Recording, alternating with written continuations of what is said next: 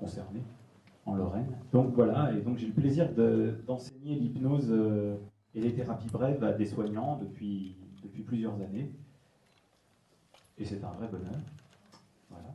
Et donc, sujet important, l'hypnose, alors, qui m'intéresse à plusieurs titres. Déjà, effectivement, dans ma pratique psychiatrique, puisque c'est une problématique que je me suis mis à rencontrer de plus en plus souvent, qui n'était pas forcément quelque chose que je connaissais bien, pas forcément quelque chose auquel on est bien formé au départ. Et puis dans ma pratique d'enseignant, parce que bon, l'hypnose est une technique qui est une technique de soins, qui est donc enseignée à des soignants.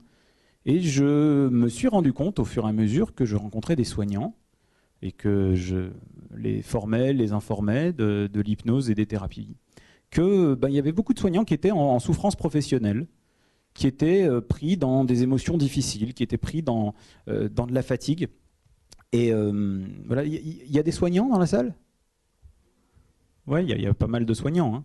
Hein. Les autres sont concernés aussi, mais les soignants particulièrement, on le verra, et je parlerai particulièrement du burn-out des soignants, parce que c'est un concept, d'ailleurs, qui au départ a été créé pour décrire quelque chose qui se passait chez les personnes qui étaient dans la relation d'aide.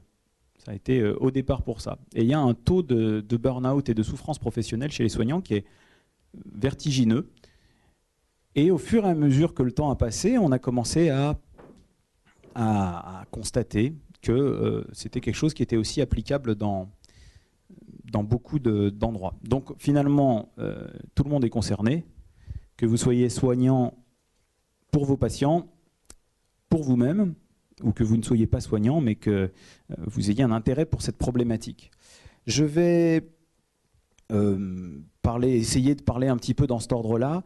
D'abord, vous parler un petit peu de ce qu'est le burn-out, comment on peut le définir, quelques éléments un peu plus conceptuels ou théoriques, on va dire. Ensuite, je parlerai de la question du burn-out, effectivement, des soignants, puisqu'on a beaucoup mis en question la notion d'empathie, c'est-à-dire à force d'être empathique, on finit par devenir une éponge et par s'épuiser professionnellement.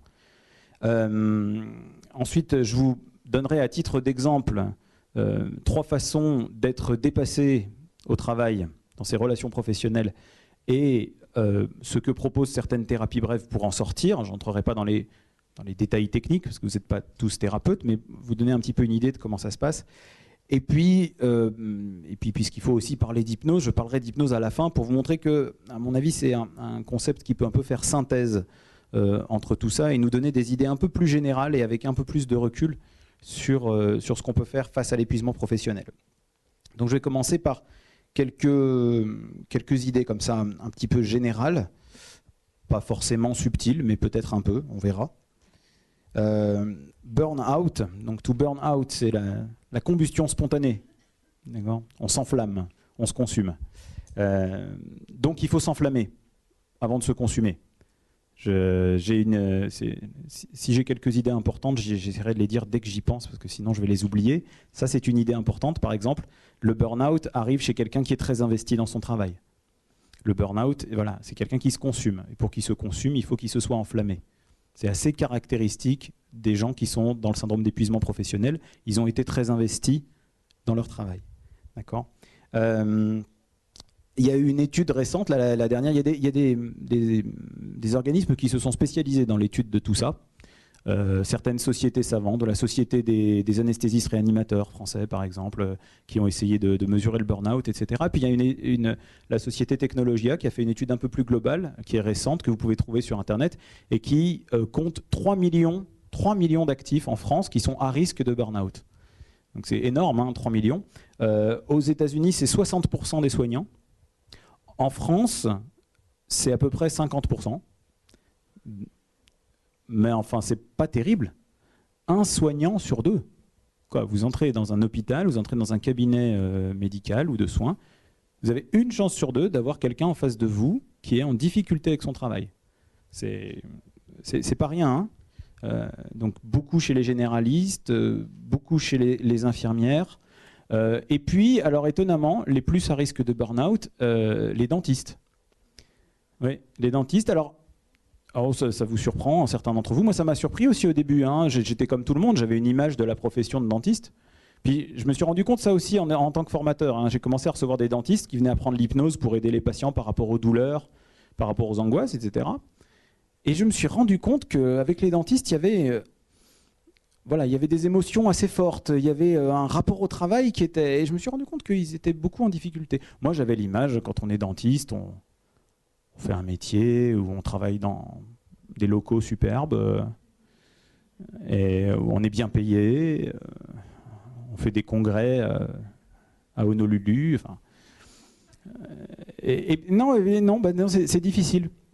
C'est difficile. Un collègue qui m'a raconté qu'il a eu comme patient un dentiste qui est quelqu'un de très, très bon dans son métier, 20 ans de carrière, et qui lui dit tous les matins, je vais au travail avec la boule au ventre.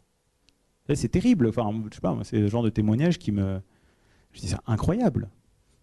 Donc les soignants, hein, et les anesthésistes réanimateurs aussi, très touchés. Les urgentistes, très touchés. C'est pareil, hein, le collègue qui me racontait qu'il avait reçu un anesthésiste réanimateur, le type, 20 ans de carrière, brillant, etc. Et qui commence à s'épuiser. Il arrive un matin, la porte de son service s'ouvre, il fond en larmes. 3 ans d'arrêt de travail. Ouais, c'est terrible. Et c'est terrible parce que justement, on est dans quelque chose où c'est pas l'arrêt de travail de les trucs qu'on caricature beaucoup politiquement, du type qui abuse un peu, qui essaye de... On est chez des gens qui sont investis, qui sont même très coupables de s'arrêter d'ailleurs. Ils se sentent pas bien de s'arrêter. Mais ils sont plus capables. Ils sont allés jusqu'au bout. Alors, il y a des symptômes. Alors, je vais essayer de vous en donner quelques-uns, classifiés de différentes façons, pour que vous voyez, parce que tout le monde n'est pas d'accord, comme d'habitude en médecine. Alors, j'ai essayé de les classer en ensemble un peu logique. D'abord, il y a des symptômes qui concernent l'énergie. Un des symptômes, c'est la perte d'énergie, l'épuisement. Je suis fatigué. Et c'est une fatigue qui ne cède pas au repos. Je suis fatigué, je passe mon week-end à me reposer. Lundi matin, je suis de nouveau fatigué.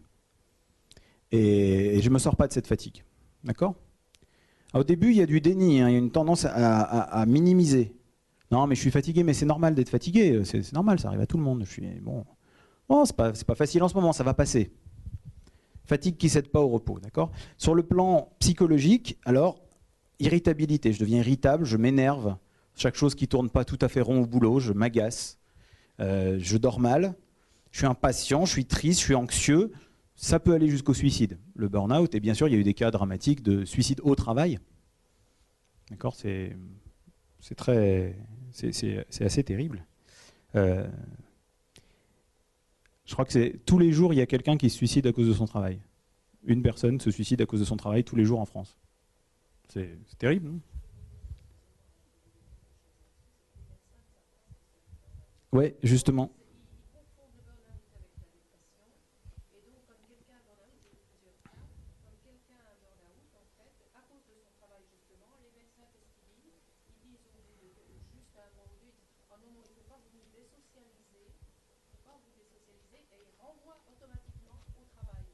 Alors, oui, pour ceux qui sont de l'autre côté, qui n'ont pas eu le son,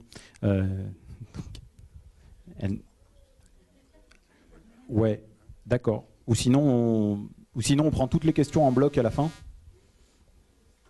Donc, si vous avez des questions, gardez-les en tête ou notez-les quelque part. Et puis à la fin, vous... Mais donc, effectivement, on me dit qu'effectivement, les médecins ne connaissent pas assez le syndrome de burn-out et des fois ont tendance à renvoyer les gens au travail en leur disant qu'il faut se socialiser. Alors, ce qui est important, c'est de savoir faire la différence entre un burn-out et ce qui n'en est pas, de façon à effectivement pouvoir dire à quelqu'un qu'il faut se socialiser quand c'est le cas, et pouvoir dire à quelqu'un qu'il faut lever le pied quand c'est le cas. Et il faut savoir faire cette différence. C'est pas que le conseil de se socialiser est toujours faux, hein, mais il n'est pas toujours vrai. C'est vrai. Alors, il y a des signes qui concernent le travail. Alors, la perte de plaisir dans un travail qui était investi. Hein. Je le redis, le surengagement au travail, comme on dit en médecine, c'est pathognomonique. Pathognomonique, ça veut dire que c'est un signe caractéristique d'une maladie. C'est pathognomonique. Quelqu'un qui est désinvesti de son travail dès le départ et qui en a marre de son travail, c'est autre chose. Il y a plein de raisons pour aller mal, hélas. Mais voilà. Perte d'estime de soi aussi. Je ne crois plus trop en ce que je fais. J'ai pas l'impression de faire du bon boulot. Je suis plus très bon dans mon truc. Je suis pas motivé. J'ai pas envie. Puis j'arrive plus à tout comprendre ce qu'on fait. Ça me demande plus d'énergie qu'avant de d'avoir les informations, de réagir, voilà, des troubles d'attention. Alors c'est vrai, hein, il y a des choses qui sont proches de la dépression là. Et puis il y a les problèmes, et puis ça finit par toucher le corps. Souvent c'est des signaux d'alerte. Alors on peut avoir des problèmes gastriques, des ulcères, des machins, des problèmes dermatologiques, eczéma, urticaire, les fameux troubles musculo-squelettiques, mais des troubles musculo-squelettiques sans effort.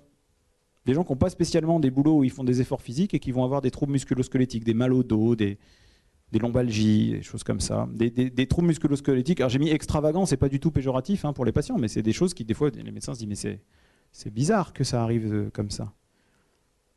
Des accidents cardiovasculaires. Si on travaille plus de 50 heures par semaine, on a un risque cardiovasculaire augmenté.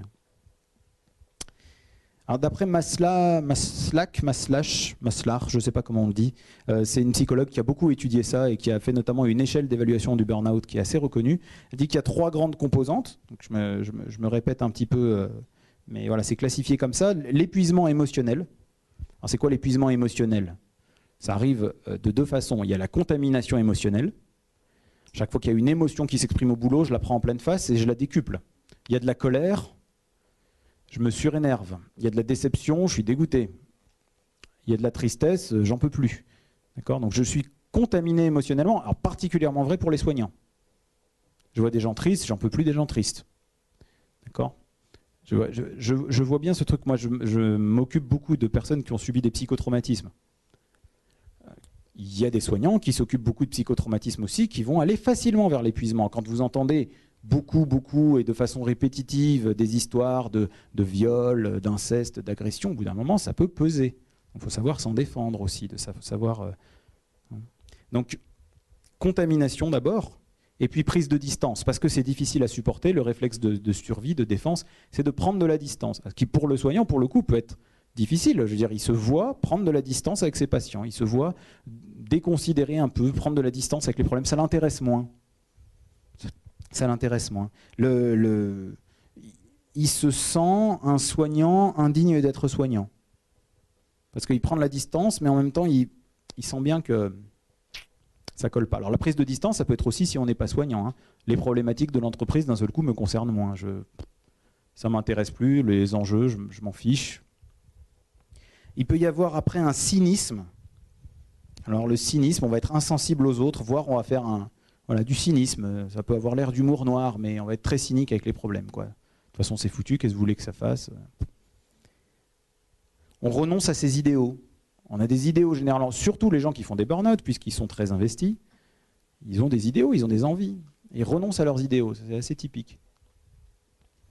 Et puis un sentiment d'inefficacité, culpabilité, perte de confiance en soi, sentiment d'échec. Voilà. L'inaccomplissement personnel. C'est-à-dire que finalement, quelque chose qu'on voit, c'est les gens qui ont du mal à continuer à prendre des risques. C'est risqué de vivre. Il y a des gens, ils prennent un peu des risques, ils ont un peu d'audace dans leur travail, ils font des choses, ils avancent. Là, ils n'arrivent plus à prendre des risques. Ils n'arrivent plus à être autonomes. D'accord ? Ils perdent leur autonomie. Et ça, c'est quelque chose d'important aussi. Ils sont moins autonomes au travail. Alors, pour information, les études semblent dire que les femmes subissent plutôt l'épuisement émotionnel et les hommes semblent subir plutôt la dépersonnalisation et le cynisme. Dépersonnalisation, c'est je suis hors de moi même, c'est plus moi, je prends de la distance. D'accord. Donc, voilà. Quand les difficultés qu'on assume sont plus grandes que le bien qu'on peut apporter à autrui, attention, danger. Il y a les besoins du travailleur, il y a les besoins de l'entreprise ou de son travail. Quand il y a un conflit entre ces besoins, comment on le règle? Quelqu'un qui est sur la voie du burn-out, il le règle par le sacrifice. Ok? Alors, je vous ai donné par exemple un score de burn-out. Bon, l'échelle à faire, à mon avis, c'est l'échelle de Maslach. Elle a une trentaine de questions. Mais il y a des échelles plus rapides comme ça en 4 questions. Alors, pour chaque question, il faut répondre si c'est jamais, presque jamais, rarement, quelquefois, souvent ou toujours, et compter les points. Vous sentez-vous fatigué? Vous arrive-t-il d'être épuisé physiquement? Vous arrive-t-il d'être épuisé émotionnellement? Vous arrive-t-il de penser « je n'en peux plus » ? Vous sentez-vous exténué?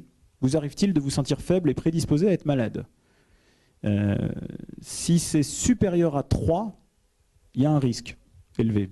Ça va vite, hein. Il y a aussi un score de burn-out spécialement pour le travail avec les patients. Donc même principe de cotation. À quelle fréquence trouvez-vous difficile de travailler avec des patients? À quelle fréquence trouvez-vous frustrant de travailler avec des patients? Travailler avec des patients vous vide-t-il de votre énergie? Avez-vous l'impression de donner davantage que vous ne recevez lorsque vous travaillez avec des patients? Êtes-vous fatigué de travailler avec des patients? Vous demandez-vous parfois combien de temps vous allez être capable de continuer à travailler avec des patients? Supérieur ou égal à 3, risque élevé. Donc ça va vite. Vous allez comprendre pourquoi ça va vite, parce que c'est un engrenage dans lequel on met le doigt, ça peut prendre longtemps, ça s'accumule sur des années des fois, avant de vraiment exploser. Je vous ai mis, je ne veux pas vous gaver d'études et de chiffres, c'est juste pour se donner comme ça une petite idée. Vous voyez qu'on n'est pas forcément les meilleurs. Les soignants français sont moins satisfaits que les autres de leur travail. Alors, notamment sur les soignants, il y a des soignants à qui ça va parler, hein, ils sont moins satisfaits que les autres de la transmission entre équipes successives. Ils sont majoritairement insatisfaits du soutien psychologique qu'ils reçoivent. Le simple fait qu'ils posent la question d'un soutien psychologique montre qu'il y a peut-être un problème. Un soignant sur deux est insatisfait de la possibilité de donner aux patients la qualité des soins dont ils ont besoin. Et pourtant, c'est vrai qu'on a un très bon système de santé, qu'on a un accès aux soins, qu'on a des soins qui sont bien meilleurs que dans beaucoup d'endroits. Mais un soignant sur deux vit une insatisfaction et l'impression qu'on pourrait faire mieux. Et ça, c'est très frustrant. D'accord ? Et ce qui est intéressant, c'est que plus on est proche du burn-out, et plus on trouve les soins insatisfaisants. Les soignants qui ont des scores élevés de burn-out, ils trouvent que les soins qu'ils donnent sont insatisfaisants. Donc comme quoi, ce n'est pas une histoire objective de soins qu'on est capable de donner dans un hôpital donné. Hein. C'est le ressenti de la personne. D'accord ? Le plus élevé, c'est en France et en Allemagne. Hein. Ce n'est pas les pays les plus pauvres d'Europe, ce n'est pas les pays qui ont le pire système de santé. Soyons clairs. Hein. Et plus de la moitié des médecins trouvent qu'ils n'ont pas assez de temps pour parler aux patients. Ça aussi, c'est des chiffres qui font réfléchir. Bon, là, ici, pour le fun aussi, juste pour les soignants, un soignant sur 10 se trouve harcelé par ses supérieurs. Par contre, il y a plus de violence venant des familles de patients en France qu'ailleurs. Il y a 30% des soignants qui disent qu'ils sont victimes de violences verbales ou physiques venant des familles une fois par mois. Particulièrement vrai aux urgences, évidemment. Mais après, moi je pense, en plus de ça, je suis désolé, je vais commencer par les trucs pessimistes, la thérapie c'est à la fin, je pense même qu'il y a un chiffre noir du burn-out, c'est-à-dire que la durée de vie professionnelle d'une infirmière, c'est combien ? 7 ans, 8 ans. Ça veut dire que des personnes qui sont infirmières, qui ont fait 4 ans d'études, c'est pas un truc qu'on apprend en 3 jours, elles ont fait 4 ans d'études, 3 ans et demi, des études avec un concours d'entrée, avec un diplôme d'État à la sortie, avec des stages, avec beaucoup de cours. Enfin, j'ai beaucoup enseigné en école d'infirmière, donc je vois bien. Et puis j'ai les collègues. On s'engage dans une profession de santé où on sait qu'on va donner, où on va être mal payé. Et on tient 7 ans, 8 ans en moyenne. Alors bien sûr, peut-être qu'il y en a qui ont des vocations autres, qui naissent. Mais quand même, est-ce qu'il n'y en aurait pas dans le tas qui n'en peuvent plus ? Donc je pense qu'il y a une partie du chiffre qu'on ne connaît pas en fait. Si on prend une photographie à un instant donné, on en attend, mais sur le long terme. Par service, alors c'est juste pour souligner le bleu, les soignants les moins touchés par le burn-out en moyenne, les soins palliatifs. Ah oui, alors moi aussi au début je dis tiens, mais non, les soins palliatifs, c'est quand même difficile. C'est des gens qui sont à une phase où il n'y a plus de traitement, c'est des gens qui vont mourir. Ils viennent dans le service pour mourir dans les meilleures conditions, pour mourir dans le confort, mais pour dire les choses comme elles sont, ce n'est pas des gens pour qui on a un espoir de guérison, alors que pendant nos études, on nous a dit qu'il faut guérir les gens. Alors ça doit être très, très déprimant, très décourageant. Mais si vous parlez avec des gens qui bossent en soins palliatifs, ils vous disent que ça ne se passe pas tout à fait pareil qu'ailleurs, que les liens entre les équipes sont souvent meilleurs, qu'il y a moins de hiérarchie. Parce que quand on cherche le confort du patient, l'avis du médecin, l'avis de l'infirmier, l'avis de l'aide-soignant, ça compte pareil. Le soutien psychologique a été un peu plus prévu à l'avance parce qu'on sait que ça existe. Et puis parce qu'on est là pour le confort. J'ai parlé avec un collègue qui sort juste des soins palliatifs, il dit que c'est en train de changer. Que même les soins palliatifs commencent à être victimes de l'ambiance générale actuelle qui est bien sûr de trouver de la rentabilité. Alors après, je laisse aux technocrates le soin de trouver de la rentabilité dans les soins palliatifs. Ça ne m'intéresse pas trop. Mais enfin bon, voilà, vous remarquerez ce qui se passe chez les urgentistes notamment, oncohématologie, donc chez les cancérologues. Hein, c'est quelque chose de difficile. C'est quelque chose de difficile. Et quand les relations se passent mal entre médecins et soignants, moi ça me fait réfléchir. Je me dis, bon, entre médecins et patients, pardon, entre soignants et patients. Je me dis, le patient va mal, donc forcément il est irritable, il est en difficulté et tout. Et c'est pas pour chercher des excuses aux gens qui ont une mauvaise relation avec leurs patients, mais deux personnes qui vont mal, c'est difficile. Et si on est en face d'un médecin, d'un soignant, d'un infirmier qui est lui-même en grande souffrance avec la souffrance des patients, et qu'on arrive avec cette souffrance terrible, eh ben c'est peut-être pas facile, et il peut y avoir une flambée, une escalade symétrique, comme on dit dans mon métier, ça fait des étincelles. Hein. C'est pas pour chercher une excuse, hein, bien sûr, clairement, mais c'est pour dire que ça compte. Et puis je terminerai là avec les graphiques. On a plus l'intention d'abandonner son métier quand on est avec un score élevé de burn-out. Voilà. À gauche, c'est les gens qui ont envie d'abandonner leur métier et qui ont un score faible de burn-out. Et à droite, c'est ceux qui ont un score élevé de burn-out et qui ont envie d'arrêter leur métier. Il y en a 3 fois plus. Donc c'est pour ça que je vous dis, quand je parle des gens qui ont arrêté leur métier au bout de quelques années, on n'a pas de preuves, mais on a des raisons de penser que c'est aussi parce qu'ils n'en pouvaient plus.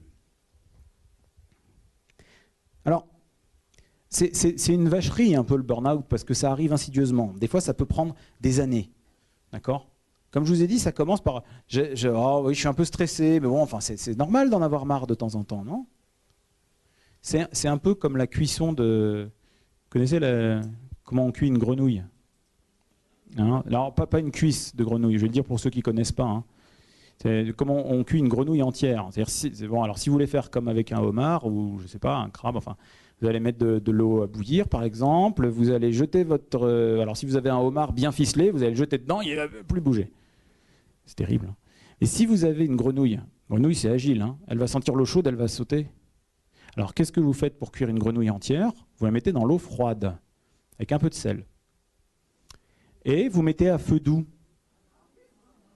Et la température va monter progressivement, et elle va cuire, et elle va se faire avoir. Elle va se dire, ça va, je peux encore supporter. Ah, on est bien, là, ça commence à être tiède et tout, sympa. Et elle va se faire avoir. C'est un peu ça le burn-out. Vous êtes dans un bain où ça va bien. Je ne mange pas de grenouille. Hein. C'est un exemple, c'est une métaphore. Hein. Surtout qu'une grenouille entière, je ne suis pas sûr que ça se mange. Mais bon. Vous êtes dans un bain où travailler, c'est agréable. Et vous êtes investi dans cette affaire-là. Vous êtes dans une ambiance de travail agréable. Puis ça commence à chauffer, vous commencez à être sous tension. Et puis la tension devient difficile à supporter, et puis ça craque. Donc c'est pareil, il y a 4 phases. D'accord ? Donc il y a des signes d'alarme. Un peu de tension, un peu d'alerte. Et il y a du déni. Ça va aller. Non mais tu sais, chérie, t'es stressée en ce moment avec le boulot. Mais tu sais, ouais, mais c'est parce qu'en ce moment on fait les bilans, tu sais. Donc je pense qu'après, d'ici quelques semaines, ça ira mieux. Ouais, ça vous parle un peu Ah non mais tu sais, c'est parce qu'en ce moment, on a une DRH, une catastrophe, elle nous harcèle. Mais il paraît qu'elle va être mutée. Et je pense qu'après, ça devrait aller. Donc déni. Et qui dit déni dit résistance. Donc on a une illusion de renforcement. C'est-à-dire ça va mieux. Alors je me suis adapté là au nouveau rythme. Là cette fois c'est bon. Mais il y a d'autres choses insidieuses qui se passent. Et notamment un isolement. On parlait de socialisation tout à l'heure. Un isolement des collègues. On prend de la distance. Il y a un type comme ça dans une entreprise qui s'est suicidé. Les collègues n'ont rien vu venir. Mais rien quoi. Ils ont été interrogés. Mais non, mais... Enfin, on n'a rien vu. Puis il n'avait pas l'air déprimé quand on le voyait. Puis il a une femme, il a des gosses, ça va bien. Enfin, je sais pas, il a un bon poste. Enfin, bon, il y a peut-être juste un truc. C'est vrai, il venait plus trop au pause café. Puis à table, il nous racontait plus des blagues comme il faisait avant. Il était plus déconneur comme au début. C'est vrai, mais enfin bon, on s'est dit, il est peut-être préoccupé. Enfin, l'isolement des collègues, d'accord. Les gens qui viennent plus au fait. Tiens, il y avait un anniversaire. Non, il n'est pas venu. Il a bu un jus d'orange, il est retourné dans son bureau. Vous voyez Non, même en vérité, les employés s'étaient dit peut-être qu'ils nous aiment plus. C'est mon collègue Claude Viraud, qui est un hypnothérapeute de Rennes, qui racontait ces histoires-là. Les collègues se sont dit peut-être qu'ils nous aiment plus. Et puis donc on résiste, on tient, on prend des trucs pour dormir, puis on s'épuise, on s'effondre. D'accord ? Il y a un moment, il y a un truc irréversible. On est angoissé constamment et on ne revient pas en arrière, sauf s'il y a des soins. Bon, la bonne nouvelle, c'est qu'on peut toujours redescendre de l'échelle. D'accord ? C'est-à-dire que vous pouvez passer par des moments de tension grave. On peut redescendre tout seul, mais pas forcément le 4e niveau. Quand on est au 4e niveau, là, il faut des soins. Là, il faut des soins, il faut de l'aide. Mais on peut toujours redescendre, même de ce niveau-là. Mais celui-là nécessitera des soins. Les niveaux d'en dessous, je pense que avec de l'aide, voire avec de l'auto-hypnose pour ceux qui savent en faire, je pense que c'est, pour les soignants qui apprennent l'hypnose, généralement, c'est là où ils s'en servent pour eux-mêmes, pour redescendre un petit peu. Et souvent, quand on atteint le 4e niveau, on change de travail. Les gens changent de travail. Ils travaillent ou alors, ils exercent leur métier autrement. Ils ne l'exerceront plus jamais pareil, parce qu'ils se sont rendus compte qu'ils l'ont exercé à un moment donné de leur vie d'une façon qui n'était pas du tout satisfaisante pour eux. Et donc ils ne peuvent plus l'exercer de la même façon. D'accord ? Donc s'il n'y avait qu'un message à retenir de cette soirée, ce serait faites attention à vous. Je vais avancer un petit peu, parce que j'ai encore plein de choses à dire, et que le temps passe plus vite. Bon, il y a une notion de déséquilibre. Alors, déséquilibre entre les attentes et le terrain, ce que je peux fournir, entre les demandes qu'on me fait et mes capacités. Un déséquilibre entre la soumission et le désir d'autonomie. Alors, attention, je ne dis pas soumission dans un sens négatif. On a besoin parfois d'avoir un chef, d'avoir quelqu'un qui nous dirige, et on a besoin de pouvoir, au contraire, dans les endroits où il n'y a pas de chef, c'est très compliqué. Moi, j'ai connu des endroits où c'était les gens qui demandaient à avoir un chef qui a un peu de poigne, qui prenne des décisions. Mais, donc on a besoin de ça, mais on a aussi un désir d'autonomie. On veut pouvoir exercer ses compétences et prendre des décisions soi-même. Donc il peut y avoir un déséquilibre là-dedans. Donc le besoin d'encadrement, la pression de l'encadrement, et puis le déséquilibre entre la coopération et les conflits. C'est un facteur déterminant, ça. D'accord ? Donc on perd sa motivation, on se retire, on se stresse. Alors, la quantité de stress est peut-être question de caractéristiques individuelles, mais c'est pas la seule chose qui joue. Et puis, on commence à changer de comportement. Voilà. Il y a l'échec d'une quête existentielle. Donc, comme je vous l'ai dit, pour se consumer, il faut s'être allumé. Donc on avait une quête, on avait un souhait, on avait un idéal, on avait des valeurs quand on est entré là, et puis ça a été déçu, ça s'est écroulé. Il y a aussi ces trucs très actuels, le présentéisme. Il faut être là. Il faut être là tout le temps. Par exemple, j'ai un collègue qui était interne en gynécologie obstétrique. Il n'a pas fait de burn-out du tout, mais c'est juste pour vous donner un exemple du présentéisme. Il m'expliquait, attention, que c'était mal vu de prendre sa pause déjeuner. C'était mal vu. Ah ouais, t'as le temps de manger, toi. Ça va ? C'est terrible, hein ? Donc quand il avait fini son boulot, c'était un excellent gynécologue, vraiment. T'as fini ton boulot, t'as le temps, ouais, mais si tu vas manger, qu'est-ce qu'ils vont dire les autres ? Parce que le truc, c'est d'être présent, c'est d'être là tout le temps. Le présentéisme, la posture héroïque. Non, mais c'est bon, je vais le faire, t'inquiète, j'assure. Non, mais je resterai un peu plus tard, pas de problème. Le joignabléisme, c'est un néologisme, je ne sais pas s'il existe, mais ça m'a paru pas mal. Je suis joignable. J'utilise mon portable personnel, donc si on m'appelle le soir, non, t'inquiète, tu me déranges pas. Non, c'est bon, attends, je donne le bain au gosse, attends, je pose le gosse 2 minutes et puis je te réponds. Consulter son mail professionnel à la maison. Si vous voulez y accéder en dehors de votre poste, vous pouvez utiliser le lien suivant, et donc vous pourrez les consulter à la maison, y répondre. D'accord ? Une espèce de compulsion au temps de travail. C'est quoi ce présentéisme ? C'est-à-dire, j'ai été là. J'étais à un moment dans un service où c'était un peu comme ça. Vous avez vu le patient hier soir, il a fait ça et tout. Non, écoute, je suis parti vers 19h30, mais on m'a pas parlé de ça. Ouais, non, mais tu sais, c'est plutôt au moment où je suis arrivé vers 20h30 pour dire au revoir à tout le monde. Ah ouais, d'accord. Donc c'était un petit peu le concours comme ça. Ça sert à rien. À 20h30, il y a quelqu'un qui est de garde. D'accord ? Et puis il y a, je ne vais pas faire de politique, mais il y a une pression macroéconomique. La productivité, la compétitivité. On sait que la cadence d'exécution des tâches a augmenté, on sait que les pauses ont réduit, on sait qu'on est dans le multitasking, c'est-à-dire on fait plusieurs choses en même temps. On sait qu'on reçoit trop de mails. Je ne sais pas si, comme moi, vous êtes envahi par les mails professionnels. Mais c'est terrible, il y a des gens qui reçoivent 1000 mails par jour. C'est vraiment de la folie. Et en plus, on s'est rendu compte que ce n'était pas possible. Il y a des entreprises qui ont essayé, ça ne marche pas. Ils ont mis un temps pour les mails. Mais ça ne marche pas parce qu'on va en recevoir un urgent dans la journée. Donc on va revenir à ces mails. Et donc en fait, on est distrait sans cesse par un mail qui va arriver. C'est terrible. Terrible, terrible. Et plus vous faites des métiers dans la communication, et plus c'est vrai. Les journalistes, par exemple, reçoivent une quantité de mails affolant.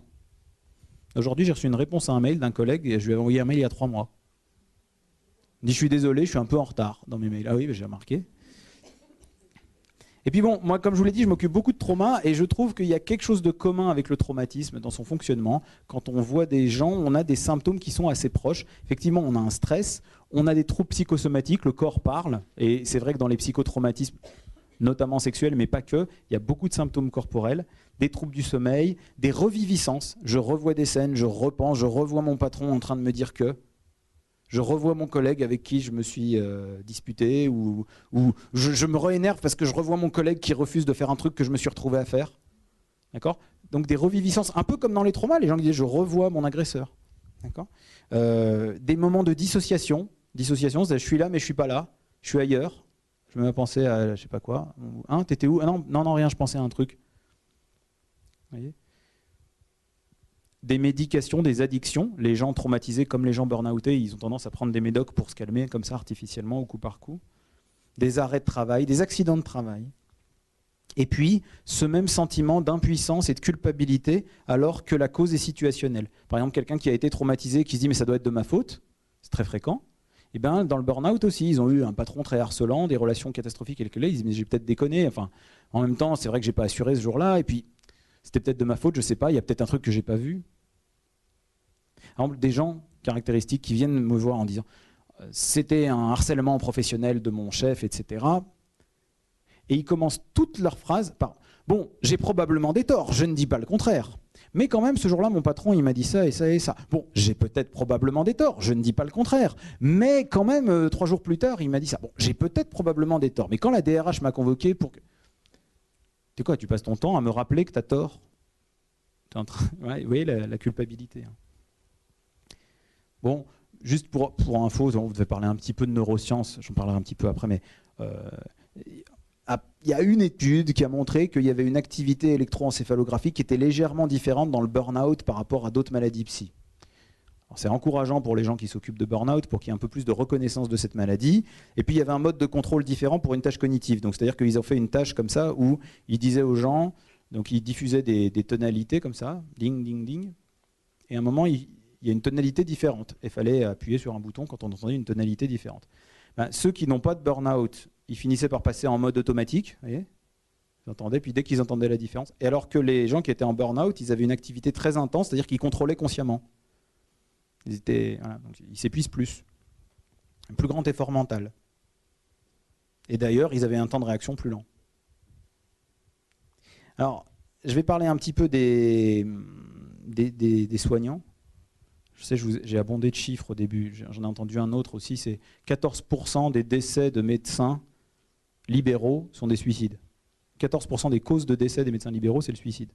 C'est terrible, hein ? Je suis désolé pour les soignants qui sont dans la salle, vous avez 2 fois plus de chances de vous suicider que les autres. Je suis désolé. Et pourtant, hein, être soignant, c'est motivant, c'est reconnu. 38% des causes d'invalidité sont psychiatriques. Hein. D'ailleurs, je dis aux soignants qui travaillent, et notamment ceux qui sont dans un travail libéral, c'est un collègue qui m'a soufflé ça, regardez, lisez attentivement vos contrats d'assurance professionnelle. C'est toujours mon collègue Claude Viraud qui soulignait ça. Lisez vos contrats d'assurance professionnelle, c'est très rébarbatif, exprès, et vous verrez que vous n'êtes pas couvert pour ce genre de risque. Ça a un peu changé, paraît-il, chez certaines assurances, mais globalement, vous n'êtes pas forcément couvert si vous faites un burn-out comme ça. Bref. Donc on le sent chez les soignants. Hein. Moi aussi, j'ai eu des moments de tension, comme tout le monde, mais voilà, sentir le patient ne vient pas, cool. Le patient vient me voir, il veut faire une séance d'hypnose, je me dis, putain, non, là je suis fatigué, je ne sais pas si je vais faire de l'hypnose avec lui, parce que là Oui, monsieur, vous avez raison, on devrait faire de l'hypnose, je pense que la prochaine fois sera le bon moment. petits problèmes, hein. Alors, l'empathie, c'est quoi l'empathie? Essayez de donner une définition. Si vous vous intéressez à la question de l'empathie, de l'altruisme, de la compassion, etc., je vous recommande un très très bel ouvrage qui s'appelle Plaidoyer pour l'altruisme de Mathieu Ricard. C'est un chef-d'œuvre, ce livre, 800 pages quand même. Mais on n'est pas obligé de tout lire. Et on peut lire par morceaux, parce que les chapitres sont relativement indépendants, mais c'est vraiment un des plus beaux trucs que j'ai lus sur l'altruisme. C'est vraiment remarquable. Et puis j'ai jamais vu un truc aussi documenté. Sur les 800 pages, il y a quand même 100 pages de référence, hein. C'est vraiment une tête, ce type. Alors, l'empathie, c'est la capacité d'entrer en résonance affective avec autrui, en résonance émotionnelle. D'accord ? Il y a plusieurs définitions, si vous lisez le bouquin de Ricard, qui se complètent mutuellement, mais en gros, c'est ça.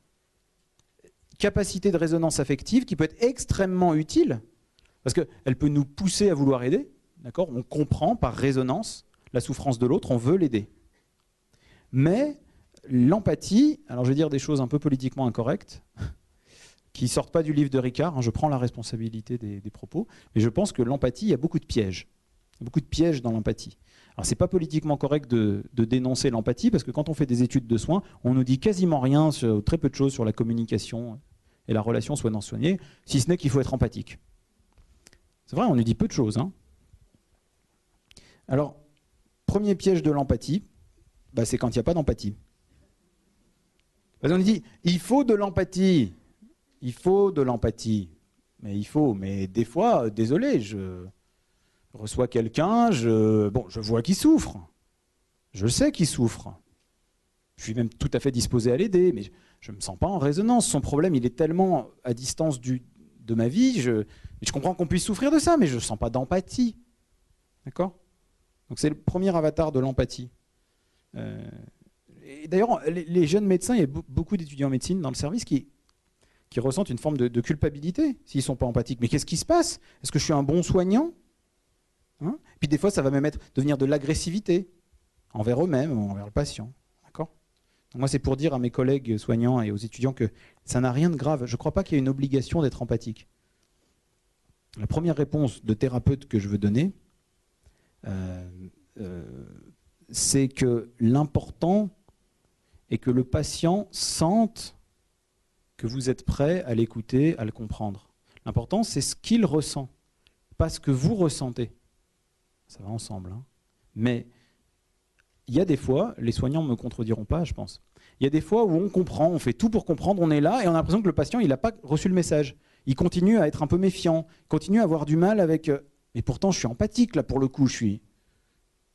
Et ça, il y a des séances et des séances et des séances avant qu'il nous fasse confiance. Et il y a des fois, vous ne savez pas pourquoi, en 5 minutes, le lien est établi. Parce qu'en fait, entendre le patient, c'est une chose. Lui communiquer qu'on l'a entendu en est une autre.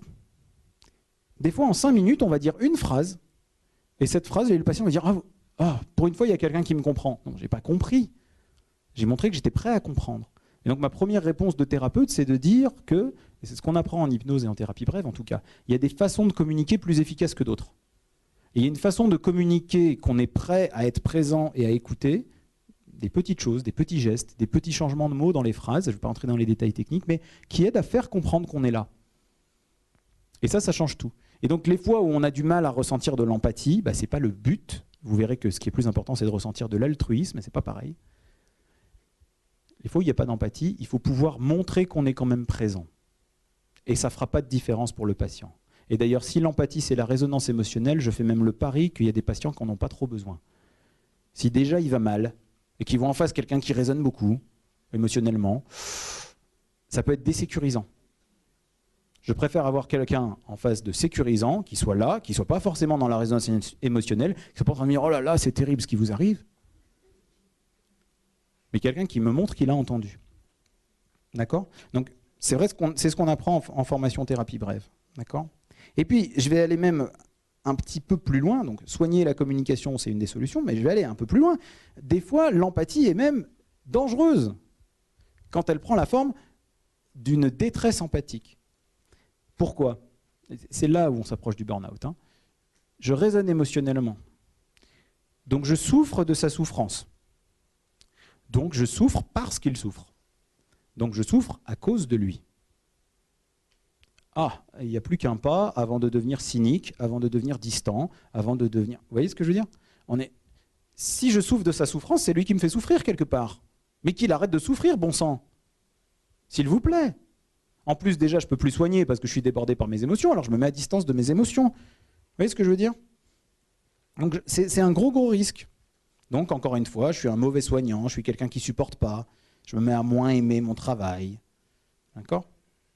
Et une réponse, en tout cas, c'est la réponse de Mathieu Ricard, et je l'approuve, c'est qu'à l'empathie, il faut substituer l'altruisme, voire la compassion. Et alors, c'est quoi l'altruisme? L'altruisme, c'est le pendant cognitif de l'empathie. C'est-à-dire, ce n'est pas « je veux l'aider parce que je ressens ce qu'il ressent », émotionnellement. Je veux l'aider parce que je ressens cognitivement. Je perçois, je comprends. Ouais, vous voyez ce que je veux dire? C'est un état mental où je perçois un besoin chez l'autre. Là, je sens que mon patient il a besoin d'être rassuré. Et donc, j'ai envie de l'aider. Ou alors, vous voyez, l'empathie. Je ressens de l'insécurité. Il faut qu'on calme cette insécurité. Je sens que mon patient a besoin d'être rassuré. Comment je pourrais lui montrer que je suis prêt à l'aider à trouver un peu de calme? D'accord? C'est l'altruisme. C'est comme ça qu'il définit l'altruisme. D'accord? Attention, ce n'est pas accorder à l'autre tout ce qu'il désire. Hein. C'est essayer de voir quels sont ses besoins. Désir et besoin, ce n'est pas pareil. Hein. Il dit que dans le bouddhisme, il s'inspire du bouddhisme, l'altruisme doit être guidé par la lucidité. C'est-à-dire qu'il faut discerner les conséquences de nos actes. On ne fait pas n'importe quoi. L'empathie, c'est un état d'alerte. Je ressens quelque chose, voire je le subis. Alors, si ça me fait une alerte pour aller vers l'altruisme, oui. Mais si je m'enfonce dans l'empathie et dans la détresse empathique, attention. La compassion, dans son acceptation, c'est un corollaire de l'altruisme, c'est la part motivationnelle. C'est-à-dire, je veux l'aider. Avoir de la compassion, c'est je voudrais que l'autre souffre moins. Je voudrais qu'il souffre moins. Je voudrais enlever la souffrance. Hein. Le Dalai Lama, il dit que la seule chose qui est commune à tous les êtres, c'est que tout le monde veut fuir la souffrance. Personne ne veut souffrir plus. Bon, c'est quelque chose qu'on a de commun avec tout le monde. Dès lors, je ressens une connexion avec tout le monde. On est tous dans le même bateau, on veut tous moins souffrir. Et si j'ai envie que l'autre souffre moins, je suis dans la compassion. Ricard, il raconte qu'une fois, il devait faire une retraite, il est moine bouddhiste, hein, il devait faire une retraite dans les montagnes et aller méditer pendant 3 semaines et tout. Et il allait voir le Dalai Lama, il lui a dit sur quoi vous me conseillez de méditer pendant cette retraite? Il lui a dit, dans un premier temps, médite sur la compassion, ensuite médite sur la compassion, et pour finir, médite sur la compassion. D'accord? Donc, ce qui définit nos actes, ce n'est pas les actes, c'est la motivation qu'on y met. Par exemple, l'altruisme, ce n'est pas la pitié. La pitié, c'est je me mets au-dessus, je perçois la petitesse et l'humiliation de l'autre, j'ai pitié de lui. L'altruisme, c'est mon égal, il veut moins souffrir et peut-être que j'ai des moyens pour l'aider. D'accord ? Et attention aussi à l'altruisme, qui serait un faux altruisme pour soulager sa détresse empathique. C'est pas de l'altruisme, c'est je me soulage en le soulageant. C'est ce qui va arriver quand on va mettre un peu trop de traitement. Comme ça, il se calme, il s'endort. D'accord ? Le type est angoissé, au lieu de lui parler, je vais lui donner un comprimé. Ça y est, parce que là, moi, ça a commencé à me peser. Hein, son angoisse, là, oh là là. Cette fille qui me racontait son trauma, là, moi, j'en pouvais plus. Je lui ai dit, écoutez, prenez un traitement. J'ai pas fait pour l'aider, j'ai fait pour m'aider moi. D'accord ? Donc, aider l'autre dans ses besoins, c'est pas l'aider dans ses désirs. Alors, pour reprendre un exemple professionnel, mon patron veut connaître tous les détails de mon projet, de mon emploi du temps, il me harcèle. C'est son désir. C'est quoi son besoin ? Est-ce qu'il veut plus de contrôle sur ce qui se passe dans son entreprise ? Est-ce qu'il veut être rassuré que les gens font leur travail tel qu'il l'a demandé ? Est-ce que je peux trouver un moyen de l'aider dans ce besoin-là et pas dans son désir ? Vous voyez ce que je veux dire ? Parenthèse, c'est la même chose dans l'éducation. Hein. Si on accorde tous les désirs à un enfant, on se plante. Si on essaie de réfléchir quel est le besoin qui se cache derrière le désir, ça va tout de suite mieux. Je veux ça, je veux ça, je veux ça, je veux ça, je veux ça, je veux ça. C'est pas son besoin, ça. Son besoin, c'est « You, je suis là, intéresse-toi à ce qui m'intéresse ». Bref, je ne vais pas vous parler d'éducation, là. Je vais vraiment défiler. Les formes de l'empathie, je ne vais pas entrer là-dedans aussi, mais pour vous dire, Daniel Batson, c'est un psychologue spécialisé dans l'empathie, il dit l'empathie, quand on parle d'empathie, il y a 7 formes d'empathie. 8. Et il n'y en a qu'une seule qui emmène à être vraiment altruiste. C'est vraiment intéressant de voir que l'empathie, ce n'est pas un concept simple. Par exemple, François Roustan, grand hypnothérapeute, vous voyez, voilà l'empathie qu'on devrait viser. Finalement, il parle d'altruisme, mais sans le... je ressens ce que le patient ressent, mais plutôt, je ressens que le patient ressent. C'est pas pareil. Je peux ressentir qu'il ressent, mais si je ressens ce qu'il ressent, je m'enfonce avec lui. D'accord ? Et effectivement, alors, non mais, c'est... L'empathie est quand même bon comme signal d'alarme, vraiment, j'y tiens, mais elle doit nous mener à l'altruisme. Par exemple, prendre un exemple tout bête, je veux dire, enfin tout bête, je sais pas, c'est un exemple dramatique qui me vient en tête, mais si je pense qu'il y a 6 millions de gens qui sont morts dans des camps de concentration, c'est assez abstrait. Alors, moi je l'ai toujours su, mais il y a quelque chose d'abstrait là-dedans, ça ne me transporte pas d'émotion immédiatement. Si je visite, je ne sais pas si vous avez fait cette expérience de visiter la maison d'Anne Frank à Amsterdam, j'ai visité la maison d'Anne Frank, à la fin j'étais en larmes. Et on ne parlait que d'une personne. On ne m'a pas fait comprendre le drame global. Donc là, j'ai de l'empathie. L'altruisme, c'est plutôt, alors d'accord, alors ok, je sens que c'est un problème, et puis la compassion, c'est maintenant qu'est-ce que je pourrais faire pour qu'il n'y ait plus cette souffrance-là, et pour qu'on ne discrimine plus les gens en fonction de leur religion, etc. Machin. Vous voyez, c'est pas le même... c'est un exemple un peu extrême. Alors, Tania Singer, au niveau neurosciences, c'est celle qui a le plus étudié ces machins-là d'empathie et de compassion. C'est vraiment quelqu'un d'intéressant. Elle a écrit des études. Si vous lisez l'anglais, vous pouvez trouver peut-être certaines de ses études en anglais. Et elle distingue comme ça les 3 états, voire même 4. Il y a la contagion émotionnelle, d'accord ? Je ressens l'émotion de l'autre, mais je ne sais pas d'où elle vient. Je ressens un truc. Par exemple, un bébé pleure quand un autre bébé pleure. C'est une contagion émotionnelle. L'empathie, c'est une distinction assez claire. Ça me rend triste parce qu'il est triste. Non, c'est pas je vais mal, je sais pas trop pourquoi. Tiens, tu n'aurais pas passé la journée à parler à des gens déprimés ? Si on est dans la contagion, si on n'est pas dans la contagion, moi je parle toute la journée à des gens déprimés, ça va très bien. Contagion, je sais pas pourquoi je vais pas bien. Empathie, je vais pas bien parce que là, le patient, il m'a... Fou, là, son histoire, c'est... D'accord ? Perspective cognitive, qui est un pont comme ça, où tiens, je vois ce qui se passe. Et puis, compassion, c'est-à-dire j'ai une motivation à intervenir. D'accord ? Donc, la dimension affective, c'est j'ai un sentiment à votre égard. La dimension cognitive, c'est je vous comprends. Et la dimension motivationnelle, c'est je veux vous aider. Je veux vous aider. Mais vous voyez bien que, rien qu'en le disant, non verbalement, ça se sent. Je veux vous aider, j'ai de la motivation.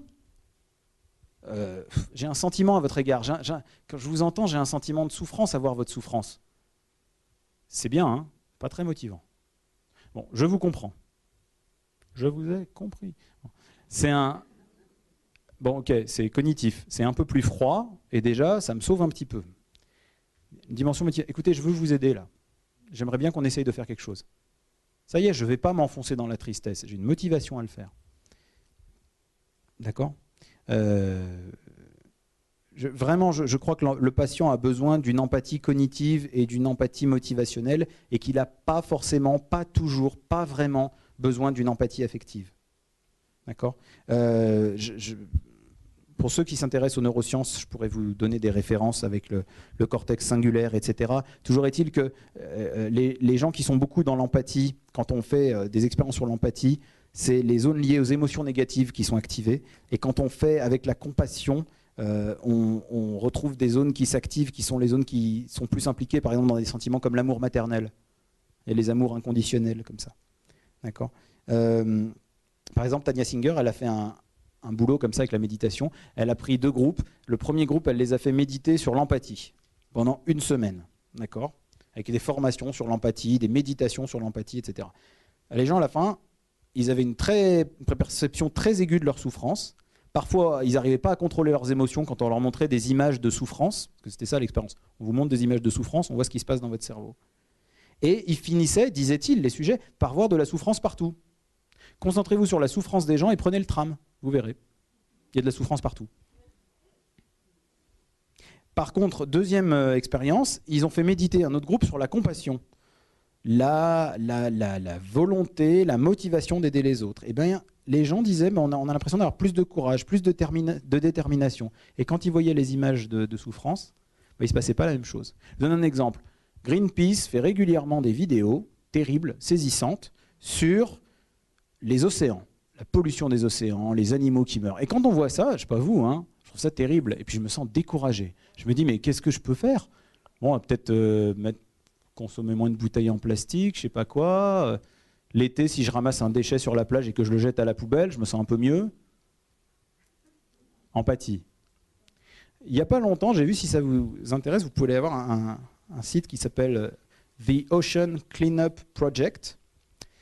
C'est un ado de 19 ans qui a trouvé un système, un étudiant ingénieur, qui a trouvé un système pour nettoyer les océans, qui est économique, qui marche bien, et avec lequel il a chiffré qu'on pourrait nettoyer la moitié des océans en tant d'années. Enfin, truc, un gamin étonnant. J'ai vu sa vidéo, ça m'a vachement motivé. J'ai fait un don à son truc parce qu'il a besoin de dons pour arriver à faire son truc. Je vous conseille d'aller voir, c'est motivant, c'est pas la même chose. Et ça ne veut pas dire que j'ai moins conscience de la gravité du problème. Et puis je terminerai par le mythe de la juste distance émotionnelle. Je terminerai cette partie-là par le mythe de la juste distance émotionnelle. Parce que c'est ce qu'on nous a dit quand on était soignant, quand on était en études. Soyez à l'écoute de vos patients, mais gardez une juste distance. Et pourquoi je dis que c'est un mythe? Parce qu'en fait, vous l'aurez compris, j'espère, en tout cas, ça n'est pas quantitatif. C'est pas une histoire d'être à une distance de 50 cm, ça va, mais 75 cm, t'es trop loin, mais si t'es à 25 cm, là, tu burn out. Non, c'est pas vrai. C'est pas quantitatif, c'est qualitatif. On parle pas de la même empathie. On parle de cette empathie cognitive et motivationnelle. Ça marche. Et très intéressant dans les études de Tania Singer, ça ne s'épuise pas. L'empathie s'épuise. Au bout d'un moment, les gens n'en peuvent plus. La motivation altruiste ne s'épuise pas. Au contraire, elle se renforce avec le temps. Alors j'essaye des fois de penser à tout ça. Et ça me permet de ne pas être déprimé moi-même, d'entendre des histoires difficiles des gens, mais au contraire d'avoir une motivation pour essayer de les aider à sortir de ça. Et c'est extrêmement gratifiant. Alors, je vais... Oui, bon, j'en ai déjà parlé. L'épuisement. J'ai un urgentiste qui m'avait dit... Tu sais, quand tu travailles depuis 36 heures, tu es en pleine nuit, on te réveille, on te dit il y a un patient qui est en détresse, machin, il faut que tu viennes vite. On y va et on se surprend à penser, si le patient meurt avant que j'arrive, peut-être je pourrais retourner me coucher. C'est terrible, hein. Et le type, il ressent ça et il se culpabilise à mort de ressentir un truc pareil. C'est terrible pour un soignant de dire, et il le sait que c'est terrible. Comment ça se fait qu'il pense ça? Bah oui, mais si vous essayez de travailler 36 heures, vous verrez. Ou alors il devient agressif. J'ai vu un médecin une fois, un patient, il réclamait des trucs. Écoutez, ça fait 64 heures que je suis à l'hôpital. Alors vous n'allez pas m'aider avec vos demandes. Et puis il se tourne vers moi. Toi, l'étudiant, oui, tu vas faire une ordonnance au monsieur avec un grand verre d'eau et des haricots verts sur l'ordonnance. D'accord, parce qu'il se plaignait de constipation. Il m'a fait écrire une ordonnance, boire un litre d'eau et manger des haricots verts. Bon, ok. Difficile, hein, 64 heures à l'hôpital. Bon. Alors, je vais passer à la partie thérapie. Essayer de vous parler un petit peu de certaines approches qui font partie du métier que je fais dans les thérapies brèves et l'hypnose, sans forcément entrer dans les détails techniques, parce qu'il n'y a pas que des soignants dans la pièce, j'en ai bien conscience, mais pour vous donner une petite approche un petit peu de ce qui se passe en thérapie brève, donc des thérapies qui sont des thérapies un peu plus modernes, on va dire, puisqu'elles sont plus récentes. C'est pas moderne dans le sens où ce serait mieux, hein, mais c'est vrai qu'elles sont plus récentes, et qui reposent sur des principes peut-être légèrement différents des thérapies qui se faisaient et se font par ailleurs, notamment la recherche de ressources chez le patient plutôt que la recherche des causes du problème, notamment une attention portée au corps et pas juste à l'esprit, notamment une attention portée à la forme de la communication et pas juste au fond, mais la forme de la communication compte parfois tout autant pour faire passer un message. Voilà, certaines notions comme ça qui les distinguent un petit peu. Je n'ai pas le temps d'entrer dans les détails, mais je serai ouvert aux questions après. Alors, par exemple, un moyen d'être coincé avec un éclairage de la systémie. La systémie, c'est des théories qui sont nées dans entre les années 50 et les années 70, qui se sont beaucoup appuyées sur la notion de communication, la théorie de l'information. Comment on communique? Quels sont les moyens de communication efficaces, inefficaces? Les choses qui marchent, les choses qui ne marchent pas. Leur question, ce n'était pas comment fonctionne le psychisme des gens, leur question, c'était comment font les thérapeutes qui marchent. D'accord? Et ils ont eu effectivement ce constat, c'est qu'en fait, on n'est jamais seul. Il y a toujours un système, c'est pour ça qu'on appelle la systémie, un ensemble d'éléments en interaction. Et si je bouge un élément du système, tous les éléments bougent. Même si c'est pour le mieux. Si un patient va mieux, ça modifie tout son système. Surtout si tout le système tournait autour du symptôme. Fatalement. Hein. Prendre un exemple anodin, mais qui est quand même fréquent. Il y a madame, non on va dire monsieur, allez, monsieur fait des migraines terribles, ophtalmiques, avec aura, enfin un truc horrible, qui le met 48 heures à plat tous les mois. Et pendant ces 48 heures, il est enfermé dans sa chambre dans le noir et dans le silence, et tout tourne autour de sa migraine. Les enfants commencent à jouer, chut, oh les enfants, papa il a mal à la tête, ok? D'accord? Et tout le monde va changer ses habitudes. Vous imaginez que si les migraines vont mieux, tout le système change. Pour vous donner un exemple anodin, mais imaginez avec des problèmes plus graves, imaginez qu'une dépression, on reste tout le temps au lit, vous mettez une pichenette dans le symptôme et il y a une réaction en chaîne comme ça. D'accord ? La question de l'observation. Alors, la systémie, au départ, ça a été fondé par un anthropologue, Gregory Bateson, et il avait découvert un truc qui maintenant nous paraît une évidence, mais qui à l'époque ne l'était pas du tout en anthropologie, c'est que l'observateur n'est pas neutre. C'était pas si évident à l'époque. Hein. Donc il va à Bali observer les rituels, machin. À l'époque, en anthropologie, on pensait, on va dans le monde, on va voir des tribus primitives, tout ça, hein. On prend des photos, on prend des notes, on enregistre, mais on est neutre, nous. On observe ce qui se passe réellement. Lui, il montre bien que non, on n'est jamais neutre. L'observateur influence l'objet qu'il observe. Donc, conséquence psychothérapique, si j'observe différemment la personne, eh bien, je lui donne une occasion de changer. Si j'observe la personne comme une quantité de problèmes infinis et impossibles à résoudre, ce n'est pas la même chose que si je l'observe comme une personne qui a des potentiels, des capacités, des ressources, simplement on n'arrive pas à y accéder pour l'instant, mais elle en a. Si je vois la personne comme ça, je vais la changer dans ce sens-là, ça fonctionne. Vous voyez ce que je veux dire ? Donc résoudre un problème, c'est trouver une façon d'observer différemment. D'accord ? C'est des gens qui ont eu une grande influence sur la façon dont on a vu la thérapie. Hein, je raconte régulièrement l'histoire, pour vous montrer que la façon de voir influence les choses. C'est mieux les anecdotes que les trucs théoriques. Hein. L'histoire de Rosenthal, vous connaissez l'histoire de Rosenthal, l'effet Rosenthal. J'en vois dans la salle dont je sais qu'ils connaissent parce que je leur ai déjà raconté l'histoire. Pardon pour les redites. C'est ce qu'on appelait l'effet Pygmalion. Pygmalion, c'était un sculpteur en Grèce antique. Pygmalion, c'était un sculpteur très doué qui avait sculpté une femme magnifique, une sculpture d'une femme magnifique, et tellement belle et tellement réussie qu'il était tombé amoureux de sa statue. Tellement amoureux de sa statue qu'il en avait conçu un dégoût des femmes, alors que l'île grecque sur laquelle il habitait était pleine de femmes qui voulaient épouser le sculpteur, au doigt d'or, et bref, il s'est retrouvé amoureux de sa statue, fasciné par sa statue, et puis à un moment, je ne sais plus pourquoi, il y a une déesse qui lui accorde son souhait et qui rend vivante la statue, et il épouse sa statue devenue femme. Et on a donné pour nom l'effet Pygmalion, qui est quand je veux quelque chose, ça se produit. Et maintenant, on appelle ça l'effet Rosenthal, parce que M. Rosenthal, dans les années 70, il a fait une expérience avec des rats de laboratoire. Il a pris des rats comme ça, des rats de laboratoire, il les a séparés en deux au hasard. Il a donné le premier groupe à un premier groupe d'étudiants, il leur a dit, ben, écoutez, vous allez leur faire passer le test du labyrinthe. Hein, ils passent le labyrinthe, quand ils trouvent la sortie du labyrinthe, vous chronométrez le temps. Voilà, c'est tout. C'est le groupe contrôle. Et aux autres, il leur a dit, vous allez leur faire passer le test du labyrinthe, mais attention, ce sont des rats spéciaux, sélectionnés génétiquement. Alors, dans les années 70, ça faisait super classe de dire génétiquement. Et il a dit, ils vont faire des performances hors du commun. Donc vous allez leur faire passer l'épreuve du labyrinthe. Le groupe de rats, croyez-moi ou pas, mais le groupe de rats numéro 2 fait des meilleures performances que le premier. L'expérience a été reproduite. Les gens ne l'ont pas cru quand il a publié. Hein. Ils ont regardé si ce n'était pas publié un 1er avril ou un truc comme ça. Ils ne l'ont pas cru, mais ils ont recommencé l'expérience. L'expérience a été reproduite des dizaines de fois, partout dans le monde. Ça marche à tous les coups. Alors pour ceux qui aiment bien rationaliser, effectivement, les rats sont des mammifères. Les mammifères sont sensibles aux émotions. Et donc, forcément, les étudiants, les voyant comme des rats de première catégorie, ont été gentils avec eux, leur ont un peu plus parlé, ce qui leur a fait sécréter moins de cortisol, etc., etc., etc. Ok, sauf que Rosenthal, il a essayé sur des humains. Alors comment il a fait? Il est allé dans une banlieue difficile aux États-Unis, une banlieue difficile, comme toutes les banlieues difficiles, avec beaucoup d'immigration pas très bien intégrée, avec de la délinquance, etc. Et il est allé dans des collèges et il leur a dit « Bonjour tout le monde ». Je ne sais pas s'il a dit comme ça. Je ne sais pas s'il a dit « Bonjour tout le monde ». Moi, j'aurais dit « Bonjour tout le monde ». Mais il a dit « Voilà, nous, on est une bande de psychologues, on va faire des tests, on voudrait connaître les déterminismes sociaux de la réussite intellectuelle. C'est-à-dire, en gros, on voudrait savoir s'il y a des génies cachés. S'il y a des gens ici qui ont des QI au-dessus de la moyenne, mais qu'on ne détecte pas parce qu'il y a des déterminants sociaux qui font qu'ils ne réussiront pas, parce qu'ils sont dans un quartier difficile.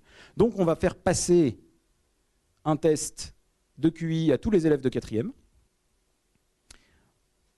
On va regarder les résultats, mais vous n'aurez jamais les résultats, hein. C'est juste pour nous. Et puis voilà. Et, mince alors, une feuille de résultats se perd en salle des profs, et mince alors, les résultats ont été trafiqués, et ils ont augmenté le QI d'un certain nombre d'élèves, au hasard, d'une 20aine de points. Pour ceux qui n'ont pas compris mon subtil jeu de scène, ils ont fait exprès. Hein. Et donc, ah bah mince, vous avez eu les résultats, il ne fallait pas que vous les ayez, ils récupèrent la feuille. À la fin de l'année, au moment de leurs examens, les élèves dont le QI a été augmenté ont des résultats significativement supérieurs aux autres. Aujourd'hui, on ne pourrait plus faire une telle expérience. Je pense que les comités d'éthique nous remballeraient, mais direct. Hein. Surtout en France. Mais enfin, il l'a fait. Et il y a des petits malins même qui se sont amusés à retrouver les élèves 10 ans plus tard et ils avaient une meilleure réussite sociale que les autres. C'est-à-dire qu'il y a eu une année dans leur vie, c'est tout, une année dans leur vie, où on les a regardés comme des gens capables et ça a changé leur vie. Voilà. Donc je vous laisse imaginer à quel point le regard d'un thérapeute peut être important. C'est-à-dire qu'on veut que ce soit le patient qui bouge. Vous êtes d'accord, hein? C'est le patient qui doit travailler. C'est la façon de le regarder qui va le faire changer.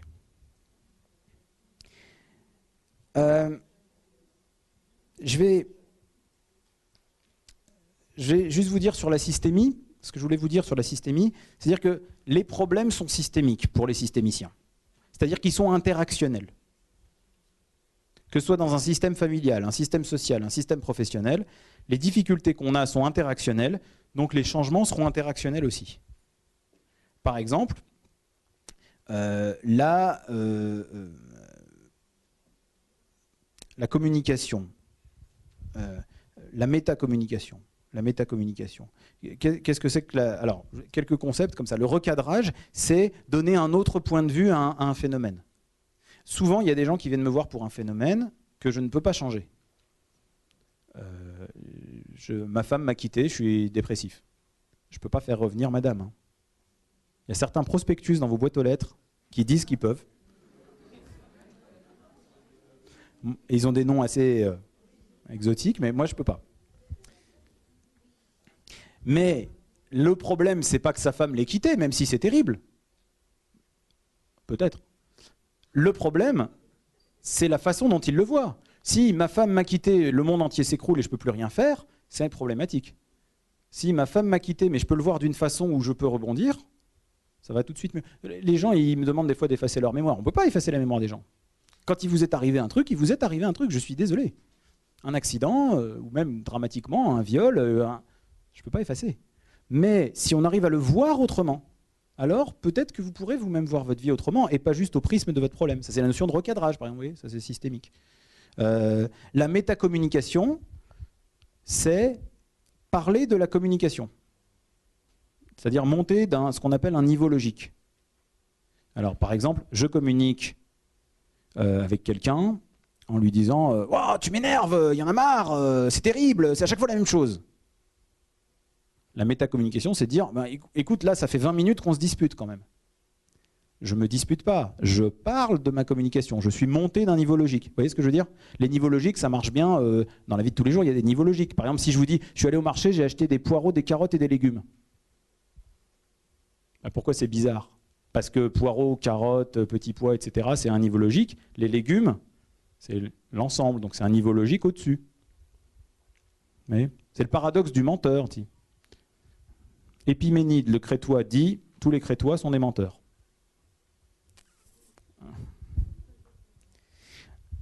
Bateson, il fait une expérience comme ça avec un dauphin. Il y a un dauphin qui passe près du bateau. Le dauphin fait une cabriole. Il lui lance un poisson. Alors le dauphin, il fait le tour, il revient, il fait la cabriole. Il lui donne pas de poisson. Le dauphin, il revient, il fait la cabriole à l'envers. Il lui donne un poisson. Il revient, il refait la cabriole à l'envers. Il lui donne pas de poisson. Après, le dauphin, il vient, il fait la cabriole sur le côté. Il lui donne un poisson. Et là, le dauphin, il fait le tour. Et il fait une à l'endroit, une à l'envers, une sur le côté, une de l'autre côté. Il a compris. Il est monté d'un niveau logique. Il a compris. Premier niveau logique, je fais une cabriole, tu me donnes un poisson. Deuxième niveau, c'est quand j'en fais une différente de la précédente que tu vas me donner quelque chose. Niveau logique. Donc, on peut communiquer à deux niveaux logiques. On communique de façon digitale, on communique de façon analogique. Digital, c'est le contenu de mon discours, les mots que je prononce. Analogique, c'est ce qui va autour de mon discours.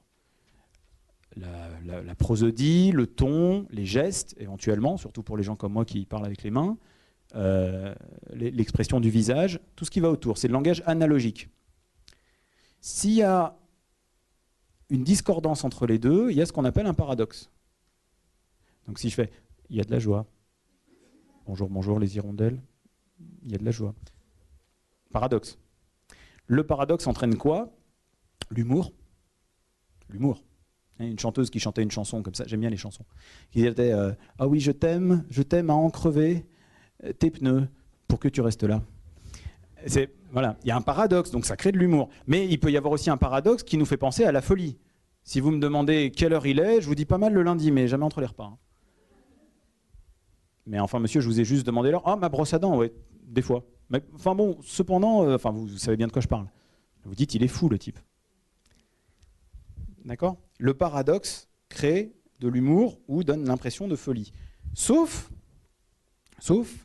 quand le paradoxe est associé à un lien que j'ai avec la personne qui émet le paradoxe. Soit c'est un comique, je vais rigoler. Soit le type a l'air fou. Si vraiment vous demandez l'heure à quelqu'un et qu'il vous répond une réponse complètement à côté de la plaque, vous allez dire ok, d'accord, salut. Mais si j'ai un lien vital avec la personne, je ne peux pas me défaire de ça et je suis pris dans le paradoxe. Et c'est là où ça devient ce qu'on appelle un double lien. Un double lien, ça veut dire si je fais une chose, si je suis ce que tu dis avec ton langage digital, ça n'a pas l'air bon. Et si je suis ce que tu me dis avec ton langage analogique, ça n'a pas l'air bon non plus. Quoi que je fasse, j'ai tort. Écoute, alors, on va prendre un exemple hors boulot. Ah chérie, tu sais, j'aimerais bien faire ça. Ah non, écoute, je veux vraiment pas que tu le fasses. Mais tu sais, c'est important pour moi. Ok, fais-le. Non mais fais-le, vas-y, fais-le. Non, mais c'est bon, je vois bien que ça t'embête, je vais pas le faire. Si, tu le fais maintenant. Là, il y a un problème. Et pourquoi il y a un problème? Pourquoi c'est pas juste, alors c'est humoristique pour vous, mais pour la personne qui est prise dans ce truc-là, c'est pas humoristique du tout. Parce que digitalement, elle me dit quelque chose, analogiquement autre chose, et j'ai un lien que je veux pas rompre parce que je veux pas perdre cette relation. Je suis coincé. Une collègue qui raconte cette histoire-là, elle est en vacances, elle est dans un hôtel, elle attend l'ascenseur, il y a une petite fille qui est à côté de sa maman, et la maman attrape la tête de sa petite fille gentiment et la rapproche d'elle. La petite fille qui a bien compris le message se frotte contre la cuisse de sa maman, et la maman lui dit « Oh, mais t'es tout le temps collé après moi, toi !» Que fait la petite fille? Elle fond en larmes. Bah, évidemment, c'est incompréhensible. C'est un double lien. Alors, c'est des injonctions paradoxales. Le paradoxe du photographe, tiens. Soyez spontané. Hein. Au niveau digital, je te dis d'être spontané. Au niveau analogique, la forme de ma communication implique un impératif. Ça ne va pas. Parfois, au boulot, on n'y arrive pas parce qu'on est pris dans un double lien. On nous demande quelque chose et en même temps, on a l'air de nous demander le contraire. Et on ne peut pas s'en sortir parce qu'on a un lien qu'on ne veut pas rompre puisqu'on ne veut pas perdre son boulot. Beaucoup de harcèlement professionnel se fait comme ça. Ça marche très très bien pour rendre fous les gens. D'accord? C'est l'exemple des 2 cravates. C'est une blague. La maman, la mère juive dans la blague, hein, c'est une blague à la Woody Allen, hein, qui offre pour l'anniversaire de son fils, elle lui offre 2 cravates. Merci maman. Le lendemain, pour lui faire plaisir, il met une des 2 cravates. Et il voit sa mère, elle dit quoi? L'autre, elle te plaît pas? Double lien. On l'a très bien. Le chat de Gueuluc, qui nous met il vous met dans un double lien là. Il vous met dans un double lien, vous ne pouvez pas sortir de ça. Alors des doubles liens, on en fait tout seul. Hein. Essayez de vous dire, il faut que je dorme, il faut que je dorme, il faut que je dorme, il faut que je dorme. Par définition, c'est un truc qui vient spontanément et vous voulez le faire impératif, ça ne marchera pas. Ne pensez pas à un ours blanc. Voilà, vous avez perdu. Le double lien, ça a des conséquences, d'accord? Le double lien, ça nous met dans l'impuissance, voire dans la confusion, voire dans l'incompréhension. On se sent forcément en faute. Donc, même si vous n'avez pas percuté tous les concepts, retenez juste ça, si vous êtes dans un contexte relationnel, et si on vous adresse deux demandes contradictoires, et que vous ne pouvez pas répondre à l'une sans contredire l'autre, vous êtes dans un choix indécidable. Voilà. C'est-à-dire vous êtes un lien relationnel, et deux, il y a deux demandes contradictoires que si j'en fais une, ça contredit l'autre. Et là, vous y êtes. Là, vous y êtes. Donc la systémie, heureusement, ne fait pas que décrire et nous donne les moyens de nous en sortir. Ce qui est important, alors, c'est des grands principes, je n'ai pas de recette de cuisine, et puis même s'il y en avait, je n'aurais pas le temps de vous les faire expérimenter, parce qu'il faut faire des exercices normalement. Mais la première chose, c'est repérer le double lien, savoir que ça existe, le décrire, et le métacommuniquer. Parce que ce qui est important de comprendre, c'est que la personne qui vous met dans un double lien est souvent elle-même prise dans un double lien. D'accord ? Elle-même, elle est dans un truc dont elle ne peut pas se sortir. Et c'est ce qu'elle est en train de vous dire.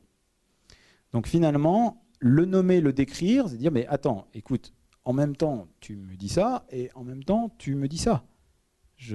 Voilà. Le nommer, le décrire, des fois, ça fait baisser la tension. Parce que d'un seul coup, on comprend pourquoi ça ne fonctionne pas. S'il y a possibilité de dialogue, je te dis de te dépêcher, mais de prendre ton temps pour faire les choses bien. J'en ai besoin pour demain matin. Écoute, c'est toi qui as souhaité faire partie de ce projet, d'accord? Alors ça fonctionne comme ça, hein. Tu as souhaité faire partie de ce projet, maintenant tu assumes. Donc c'est demain matin. Mais le projet, il est... Écoute, ça suffit. Hein.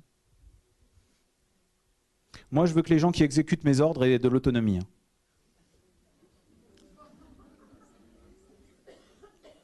Je voudrais que tu fasses preuve d'initiative quand tu fais exactement ce que je te dis de faire. Voilà. Ça peut aller très vite. Ça peut aller très vite. Alors, là, c'est des exemples un peu marrants, mais quand ça se reproduit, ça vous rend dingue. Alors, au début, les systémiciens disent un truc qui est faux, hein, qui est vraiment faux. Maintenant, on le sait. Mais au début, un des premiers trucs qu'ils disaient, c'est s'il y a des impasses communicationnelles comme ça sur 4 générations, on finit schizophrène. C'est pas vrai. C'est pas vrai. Je le dis, c'est pas vrai. C'est ce qu'on apprenait, mais c'est un vieil article que eux-mêmes ont dit que finalement, ils sont peut-être un petit peu plantés. Ce qui n'est pas tous les scientifiques qui osent dire ça. Mais c'est pour vous donner une idée qu'ils ont vite perçu que c'était des impasses, que ça rendait dingue. On peut aussi utiliser les questions de Palo Alto qui servent à clarifier les demandes. Qui demande quoi? Qui le demande à qui? Dans quel contexte? Pour qui? Qui est impliqué? D'accord? Très très vrai, alors les systémiciens ils faisaient des thérapies familiales, c'est très très vrai dans le système familial. Qui c'est qui demande? Hein? Jacques Neuburger, il a écrit un bouquin qui s'appelle L'autre demande. Et Jacques Neuburger, c'était un psychanalyste qui est devenu systémicien, et il pose une question comme ça qui est, mais comment on choisit entre proposer une thérapie individuelle ou familiale? Une bonne question. Hein. Il donne une réponse qui est contestable par certains aspects, comme tout, mais qui est intéressante. Il dit qu'il faut se poser 3 questions. Alors c'est des méta-questions, d'accord? Les questions que le thérapeute se pose à lui-même. C'est qui souffre? Qui demande? Et qui a le problème? Si les réponses à ces 3 questions sont la même personne, il faut faire une thérapie individuelle. Si c'est des réponses différentes, il faut faire une thérapie familiale. Donc une famille avec un papa alcoolique, par exemple. Alors c'est le grand frère qui prend la parole. Et on lui demande, ben alors, qui c'est qui a le problème? Ben, c'est mon père, il picole. Mais qui c'est qui souffre de ce problème? Mais c'est ma mère, elle s'en prend plein la gueule. Et qui c'est qui demande? Ben, c'est moi qui vous les ai amenés. Thérapie familiale. Si on dit par exemple qui a le problème, eh ben, c'est lui qui a le problème. Ben, qui c'est qui souffre? Ben, docteur, c'est moi, le buveur qui souffre. Je souffre de ça, je me vois comme ça, je me sens dégueulasse de boire et de m'humilier comme ça devant les autres. Et qui a demandé? Alors, des fois, c'est les autres qui ont proposé, mais c'est lui qui a dit allez, cette fois on y va, il faut que ça change. Thérapie individuelle. Ça vaut ce que ça vaut, mais l'approche est intéressante, je trouve, parce qu'elle se fait sous forme de questions. Donc les questions, c'est ouvert. Et on peut se tromper dans la réponse à une question. On peut revenir en arrière si on s'est trompé. D'accord? Aussi d'autres questions. Donc c'est celle que je vous dis. Quel est le problème? Qui a le problème? En quoi est-ce un problème? Des fois, la personne qui nous harcèle, c'est pas elle qui a le problème. Elle est là pour porter le problème d'un autre. Et en quoi c'est un problème? C'est la même chose que je vous donnais tout à l'heure. Le patron veut tout contrôler. En quoi c'est un problème? C'est un problème parce que s'il ne contrôle plus tout, il aura l'impression que les choses lui échappent. Ah, donc il a un besoin que les choses ne lui échappent pas. Comment je pourrais faire en sorte de lui montrer que ça ne lui échappe pas, tout en pouvant garder mon autonomie. D'accord? J'ai repéré son besoin.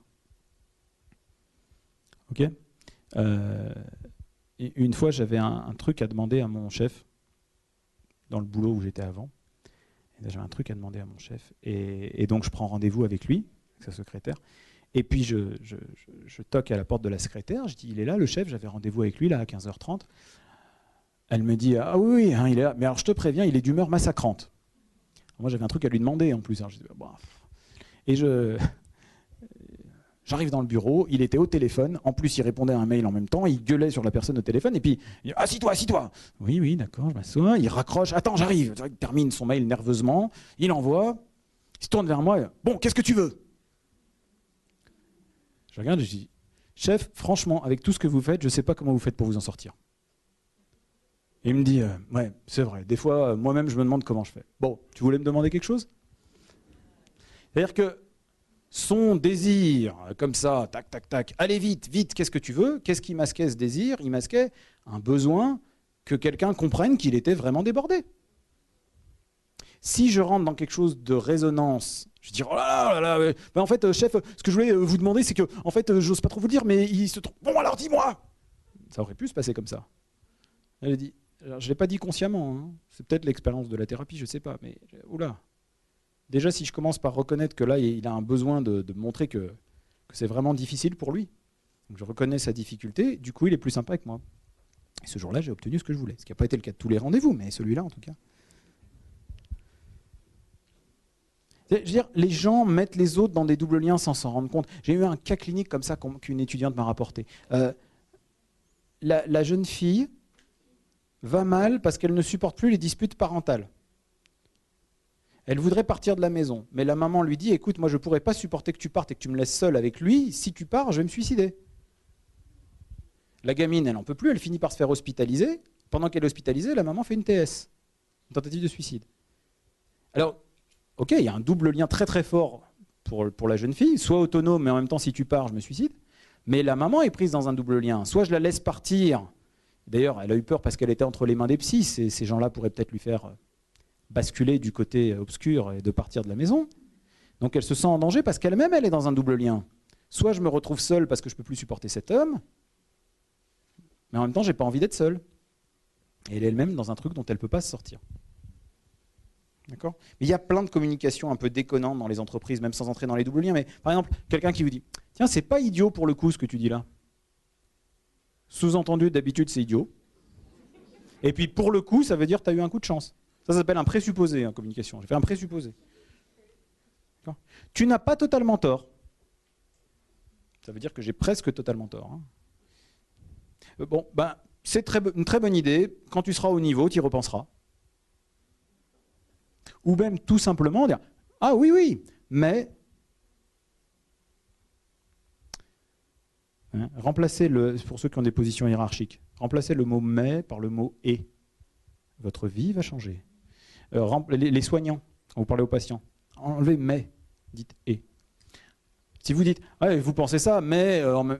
ouais, vous êtes triste, mais en même temps, vous venez et puis vous venez quand même en thérapie, donc c'est que vous n'êtes pas si triste que ça. Hein. Vous êtes triste. Et du coup, on peut être surpris du fait que vous ayez trouvé la force de venir quand même. Et, oui, tu es triste, et tu viens. Si tu es triste, mais tu viens. T'as pas compris, je suis triste. Tu es triste et tu viens. Chapeau. Là, je le dis pas en vrai, mais je sous-entends, bravo. Tu es triste et tu viens. Super.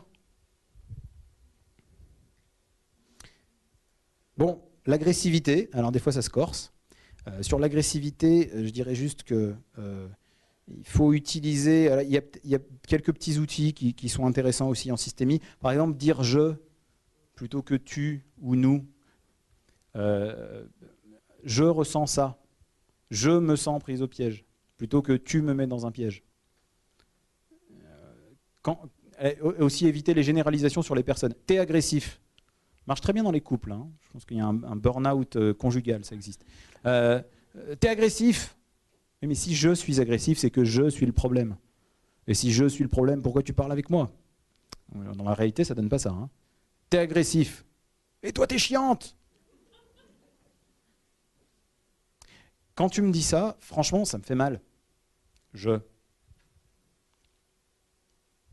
Alors là, bon, je ne dis pas à tous les coups, mais on va peut-être pouvoir un peu parler. Moi, souvent, les couples qui viennent en crise, je leur donne déjà ce premier conseil.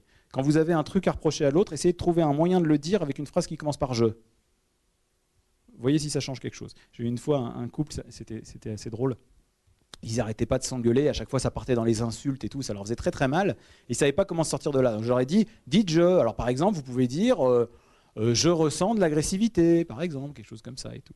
Ils ont trouvé ça un petit peu bizarre comme conseil. Et du coup, c'est devenu un jeu entre eux. Et en fait, à chaque fois que ça commençait à s'énerver, il y avait l'autre qui disait « ouh là là, je ressens de l'agressivité ». Et du coup, ils se mettaient à rire et puis ça calmait les disputes. Je n'ai pas fait exprès de les aider, ces deux-là. Il y a aussi les fusibles, hein, les fusibles, les parachutes, c'est-à-dire la reformulation en disant « attends, si j'ai bien compris, ce que tu dis, c'est que ça, c'est un parachute. Parce que si je dis « attends, tu es en train de me dire ça ?» ça veut dire « je pense avoir raison ?» Non. Si j'ai bien compris, c'est ça que tu veux dire. Le fait que je dis « si j'ai bien compris », ça lui laisse une ouverture pour dire « non, non, non, tu n'as pas compris, ce que je veux dire, c'est ça ». Alors même des fois avec les patients, quand je veux leur donner une idée un petit peu provocante, du genre vous allez vous en sortir, hein, je fais plein de parachutes comme ça. Si j'ai bien compris, arrêtez-moi si je me trompe, hein, mais il m'a semblé comprendre, enfin ce que je comprends de ce que vous êtes en train de me dire, c'est que de temps en temps vous avez de l'espoir, c'est ça? J'ai bien compris ou c'est pas ça du tout? D'accord? Ça permet de donner de l'information. Plus je donne de l'information, et plus je calme le jeu. Moins je donne d'informations, plus ça part en live.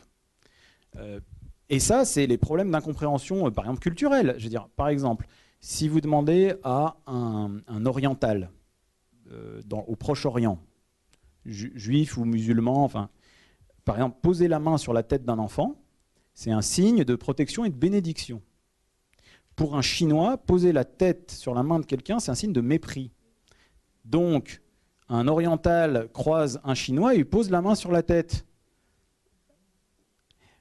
Il peut s'énerver. Mais s'il lui donne de l'information, attends, chez moi, ça veut dire ça. Ah bon? Donc c'était ça ton intention? Vous voyez ce que je veux dire?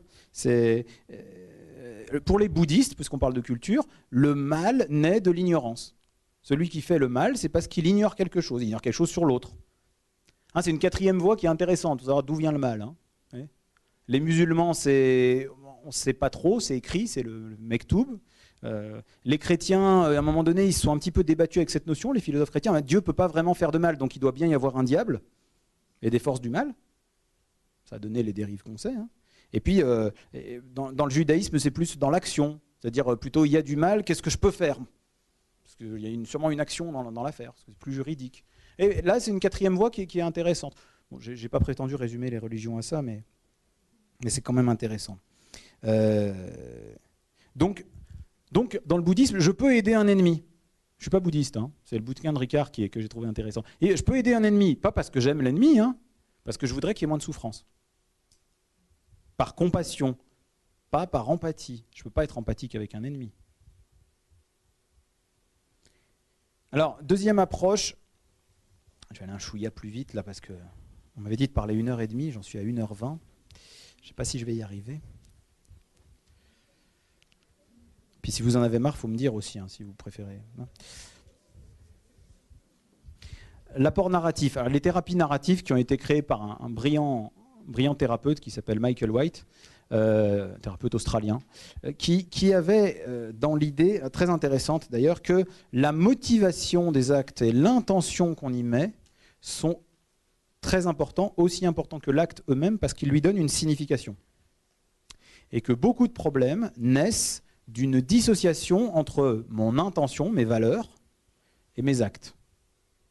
Alors, je prends un exemple anodin, quelqu'un qui fume, et qui dit, il fume, et pendant qu'il fume, il dit, il ne faut pas que je fume. Je fume, mais il ne faut pas que je fume. Mais c'est pas possible. Quelqu'un qui est déprimé, souvent il souffre de ça. Je reste au lit toute la journée, je ne peux rien faire, et pourtant je ne suis pas comme ça. C'est pas moi, je ne me reconnais pas. D'accord ? On finit par ne plus vraiment identifier ses intentions. Est-ce que c'est vraiment mes intentions, mes valeurs ? Est-ce que c'est les intentions des autres ? Est-ce que c'est les intentions de la société qui m'entoure ?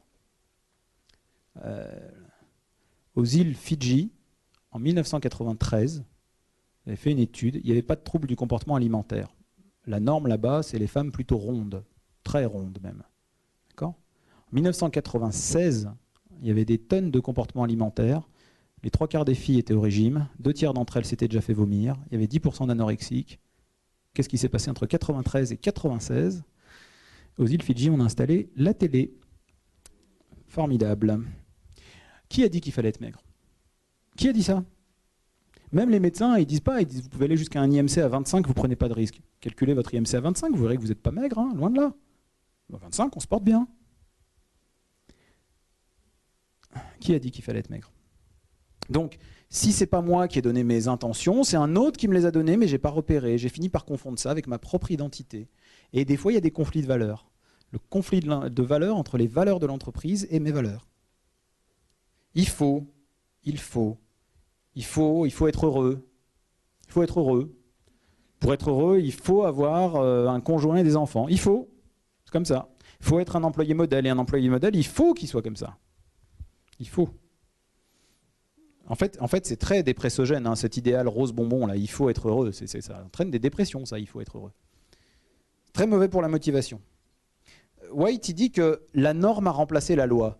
Arrêtons-nous 2 secondes là-dessus. La loi est quelque chose qui se montre, qui s'impose. Alors c'est un concept qui est tiré beaucoup des bouquins de Michel Foucault, hein, pour ceux qui aiment la philo. Surveiller et punir, de Michel Foucault, chef-d'œuvre. Il y a une revue de Foucault, me dit-on, qui est sortie. Magnifique. C'est-à-dire que la loi s'impose aux autres, se montre en place publique, on rend la justice. Mais ça coûte cher, il faut beaucoup de surveillants. La norme, on installe une norme et les gens la prennent pour eux et se l'appliquent à eux-mêmes et se surveillent les uns les autres pour voir que tout le monde applique la norme. Bah oui, il faut être mince. D'ailleurs, tu as vu la nana là-bas, comment elle est foutue ? Bah, quand je vois ça, je me dis que la norme, c'est on se regarde. C'est l'exemple que je vous donnais tout à l'heure avec celui qui ne va pas manger. C'est devenu la norme, elle est imposée par le sens social. Et donc s'il va manger, il se dit, merde, peut-être que finalement je déconne un peu. D'accord ? Alors, qu'est-ce qui s'est passé avec le travail ? Enfin, c'est quand même étonnant. J'entendais, comme c'était d'actualité, il y avait une émission historique il y a quelques jours sur la radio sur l'histoire du rail. Et donc du syndicalisme chez les cheminots et tout. C'est dans l'actualité. Hein. Et il disait, il y avait les combats syndicaux, les grands combats syndicaux qu'il y a eu. Et entre autres, oh là là, la loi sur le fait qu'on ne devait plus travailler 14 heures par jour, mais 8 heures par jour, a été très dure pour la société SNCF, dites donc. La loi sur les 6 jours qui sont passés à 5, les gens de ma génération, je ne suis pas encore trop vieux, j'espère le devenir, c'est le meilleur moyen de vivre longtemps. On n'a pas connu cette époque-là où on travaillait 14 heures dans la journée, c'est il n'y a pas si longtemps. 6 jours sur 7 pour tout le monde, ce n'était pas des week-ends. Et voilà, d'un seul coup, j'étais replongé dans cette réalité. Et je me dis, parce que je préparais la conférence, je me disais, mais c'est étonnant, on travaillait beaucoup plus en nombre d'heures.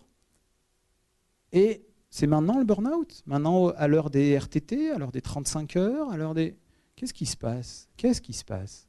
Alors, bien sûr, on pourra faire une réponse mathématique, il y a moins de temps pour faire la même chose, donc on a plus de pression. On pourra aussi faire une réponse sur la norme. C'est maintenant qu'il faut.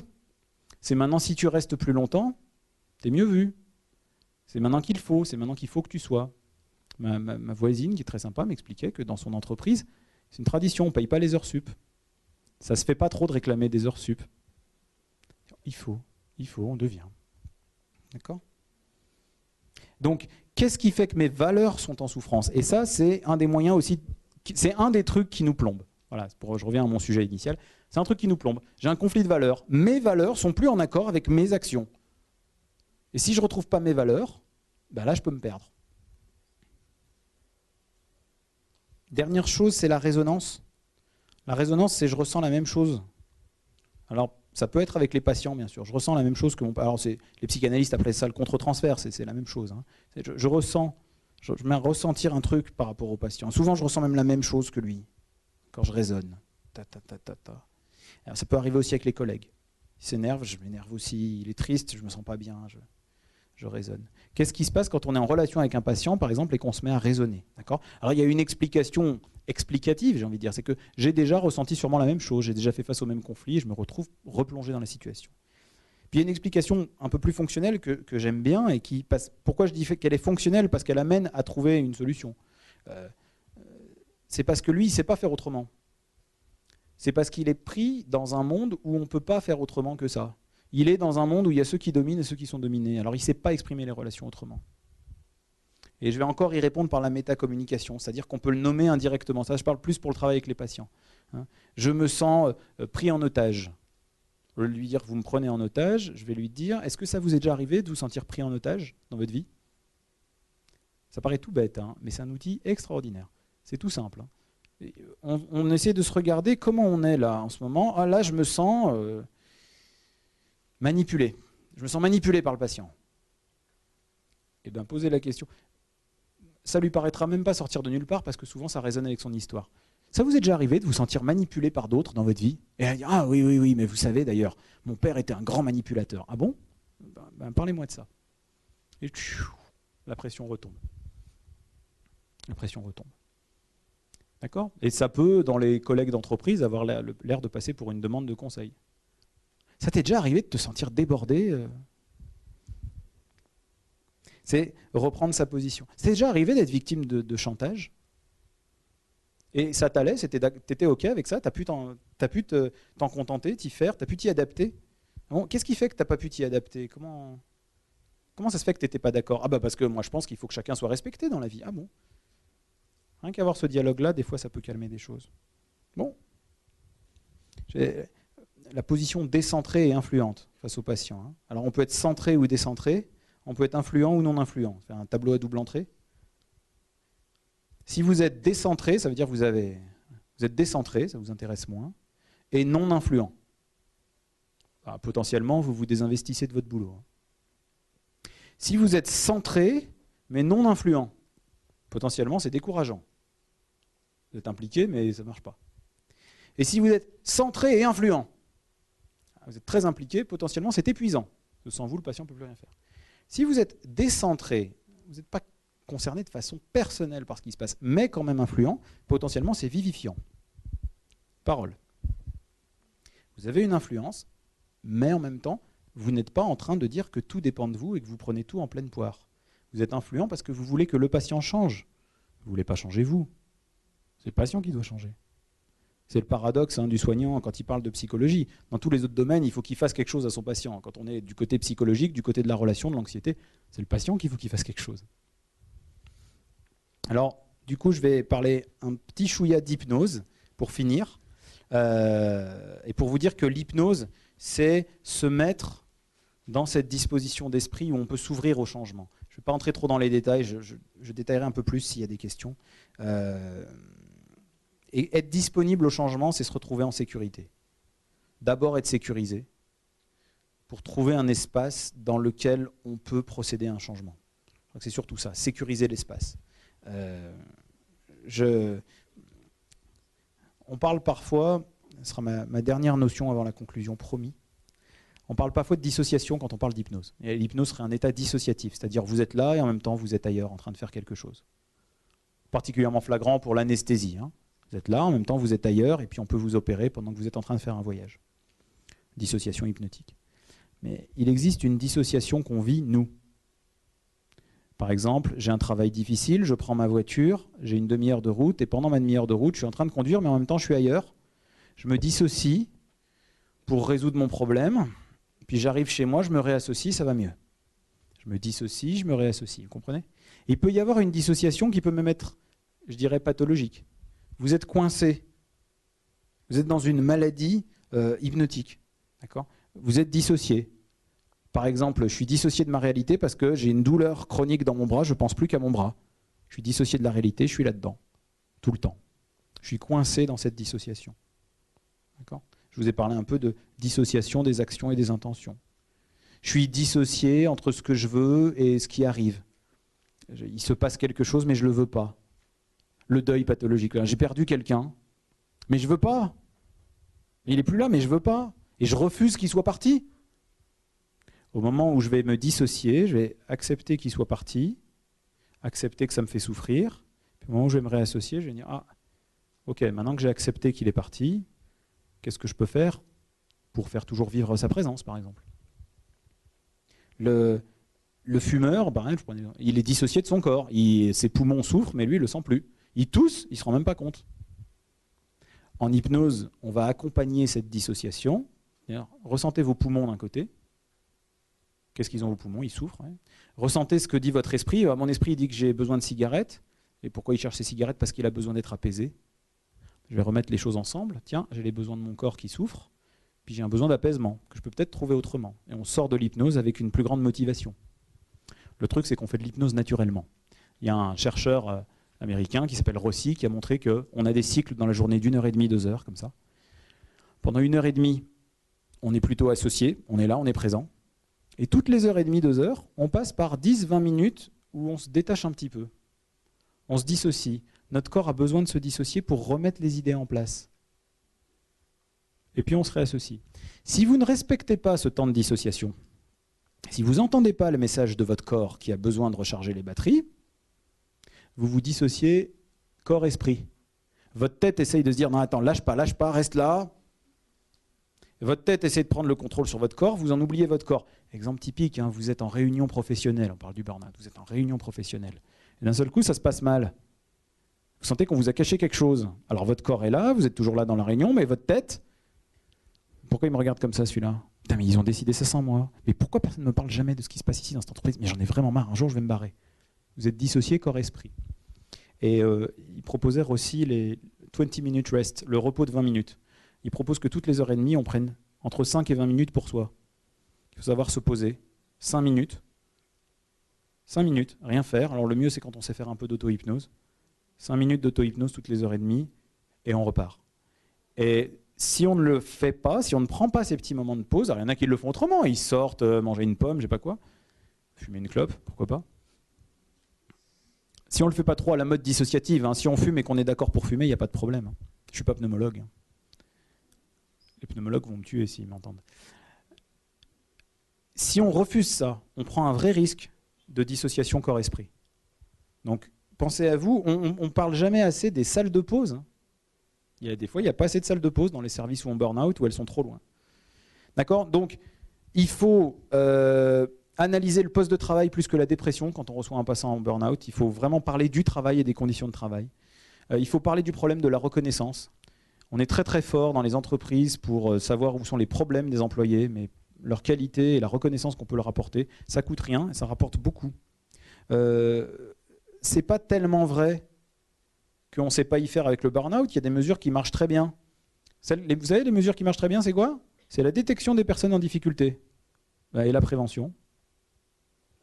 On devrait, hein. Il y a des lois qui obligent l'employeur. L'employeur prend des mesures nécessaires pour assurer la sécurité et protéger la santé physique et mentale des travailleurs. Article L4121 du Code du travail. Je ne le connais pas par cœur, hein, j'ai pris des notes, hein, je vous rassure. Contrairement aux idées reçues, les Français sont plutôt investis dans leur travail.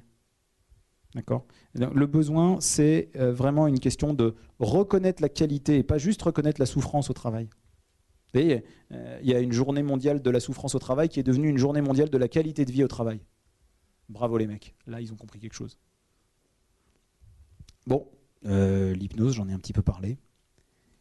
Les thérapies brèves, c'est des bons outils. Et je pense que le burn-out, c'est un problème dont on n'a pas fini de parler et qui nécessitera, à mon avis, un changement de culture sur ces histoires d'altruisme, de rentabilité, d'objectifs positifs plutôt que négatifs. Enfin, et puis, quand j'étais ado, j'avais envie d'être psychiatre, mais avant tout, j'avais envie d'être musicien. Et mes parents, ils m'ont dit passe ton bac d'abord, enfin, tout ça. Pourquoi je vous dis ça ? Parce que généralement, la dernière diapo, ou les 2 dernières diapos, on essaye de faire un truc marrant, ou, voilà, quand on est enseignant. Parce que je suis devenu enseignant, du coup, et pas musicien. Mais je vais quand même le faire avec une chanson, avec 2 chansons. Alors pour vous réveiller, si vous voulez, vous pouvez chanter avec moi juste le refrain. Juste le refrain, on va faire juste le refrain parce que c'est pour moi des propos qui concluent très bien le truc sur le burn-out. Donc la première, c'est celle-là, facile. Le travail, c'est la santé. Rien faire, c'est la conserver. Les prisonniers du boulot font jamais de vieux os. Bravo. Et j'en ai une deuxième, et je pense que la fin du refrain conclut admirablement les choses. C'est celle-ci. Travailler, c'est trop dur. Et voler, c'est pas beau. Demander la charité, c'est quelque chose que je peux pas faire. Chaque jour que moi je vis, on me demande de quoi je vis. Je dis que je vis sur l'amour et que j'espère vivre vieux. Merci beaucoup.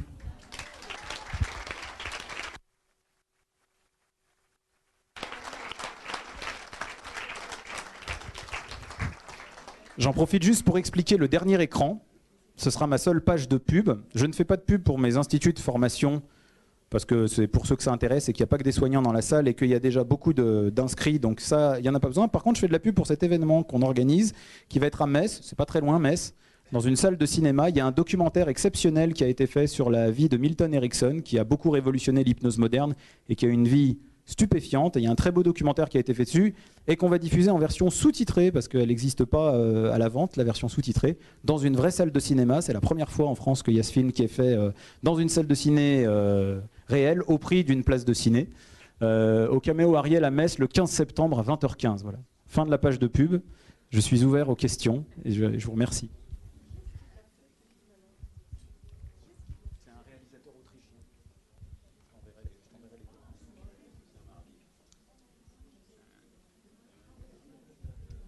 D'après mon chrono, j'ai parlé 1h40. J'ai dépassé 10 minutes.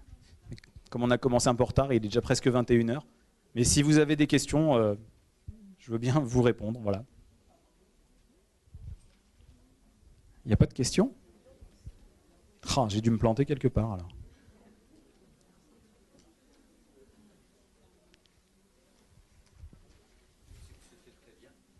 Je sais pas. Hein,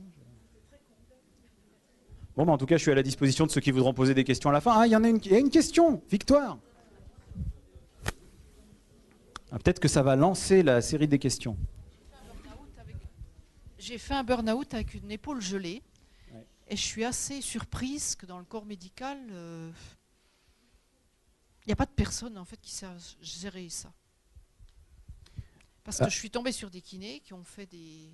Bah, au lieu d'assouplir l'épaule, ils m'ont fait tout ce qu'il ne fallait pas et ça a duré plus longtemps que prévu. Alors, elle nous dit qu'elle a fait un burn-out avec une épaule gelée et qu'elle a été surprise que dans le corps soignant et le corps médical, les gens n'aient pas été formés à ça.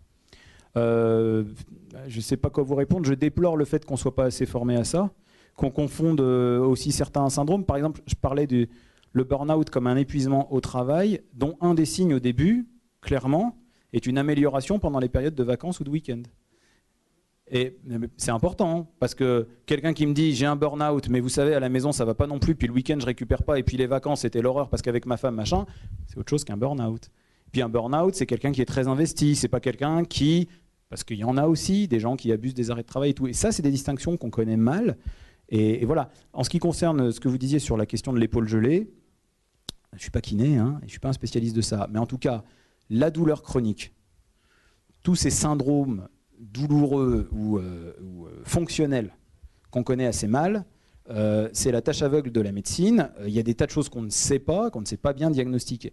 Mais ça ne veut pas dire qu'on ne peut rien faire. Moi, j'ai des gens qui viennent me voir en tant que psy, mais qui pourraient voir d'autres soignants pour qu'on fasse de l'hypnose là-dessus. Mais il faut qu'ils acceptent le deal aussi, qui est que moi, je ne sais pas de quoi il s'agit. Tous ces syndromes mal étiquetés, là, algodystrophie, fibromyalgie, troubles musculo-squelettiques, tous ces trucs-là, il faut être honnête, à l'heure actuelle, la médecine ne peut pas dire exactement à quoi c'est dû, c'est des hypothèses. Vous seriez en 2080, peut-être qu'on va vous dire ce que c'est. Donc, moi, si les gens acceptent de dire « je ne sais pas ce que c'est », et peut-être que je peux apprendre à faire de l'auto-hypnose pour gérer un peu mieux, pas pour avoir zéro douleur, mais pour gérer un peu mieux ma vie, voilà, pas pour prêcher pour ma paroisse, mais je pense que oui, l'auto-hypnose peut aider ces gens-là. Mais ça ne veut pas dire que les gens que vous verrez savent exactement de quoi il en retourne. Pour l'instant, je crois qu'il faut être honnête, la science ne sait pas exactement de quoi il s'agit. Mais ça ne veut pas dire qu'on ne peut rien faire. Justement, ce genre de pathologie. J'ai eu une capsule très tractile Plus près, des deux côtés, des deux épaules. Et justement, j'ai fait de l'hypnose et c'est la seule chose qui a vraiment réglé le problème. Parce que ça m'a appris à gérer la douleur, simplement, tout simplement. En hypnose, on va apprendre à gérer pas forcément la douleur elle-même, parce que les douloureux chroniques le savent, zéro douleur, c'est souvent pas possible. Mais on va apprendre à gérer un objectif de vie. Bon, la douleur vous gêne, ok. Si votre douleur était différente, qu'est-ce que vous feriez de différent? Si ma douleur était différente, déjà j'aimerais bien arriver à monter dans ma voiture. On va faire une thérapie par l'hypnose dont l'objectif est de monter dans la voiture. Si l'objectif c'est d'avoir zéro douleur, c'est pas la peine. On ne sait pas faire. Aujourd'hui, on ne sait pas faire. Alors, des fois on y arrive, des fois on a un petit miracle en hypnose, mais on ne sait pas pourquoi. Et souvent on obtient beaucoup de choses intéressantes en hypnose, en apprenant aux gens à faire de l'auto-hypnose, mais comme le disait la collègue, apprendre à gérer la douleur, pas faire disparaître la douleur, pas donner un coup de baguette magique, pas savoir d'où ça vient, gérer sa vie autrement, la même douleur vue autrement. Les gens qui ont une douleur, ils voient le monde au prisme de leur douleur, tout est autour de ça. Voir le reste de la vie, voir les endroits où la vie est encore vivante, ça c'est un vrai changement. L'hypnose permet ça. Mais les gens qui disent « je viens pour plus avoir de douleur », non, je suis désolé, je ne sais pas faire. Et votre corps actuellement ne sait pas faire. Voir un peu plus le reste de la vie, oui, ça c'est possible. Ça peut aider.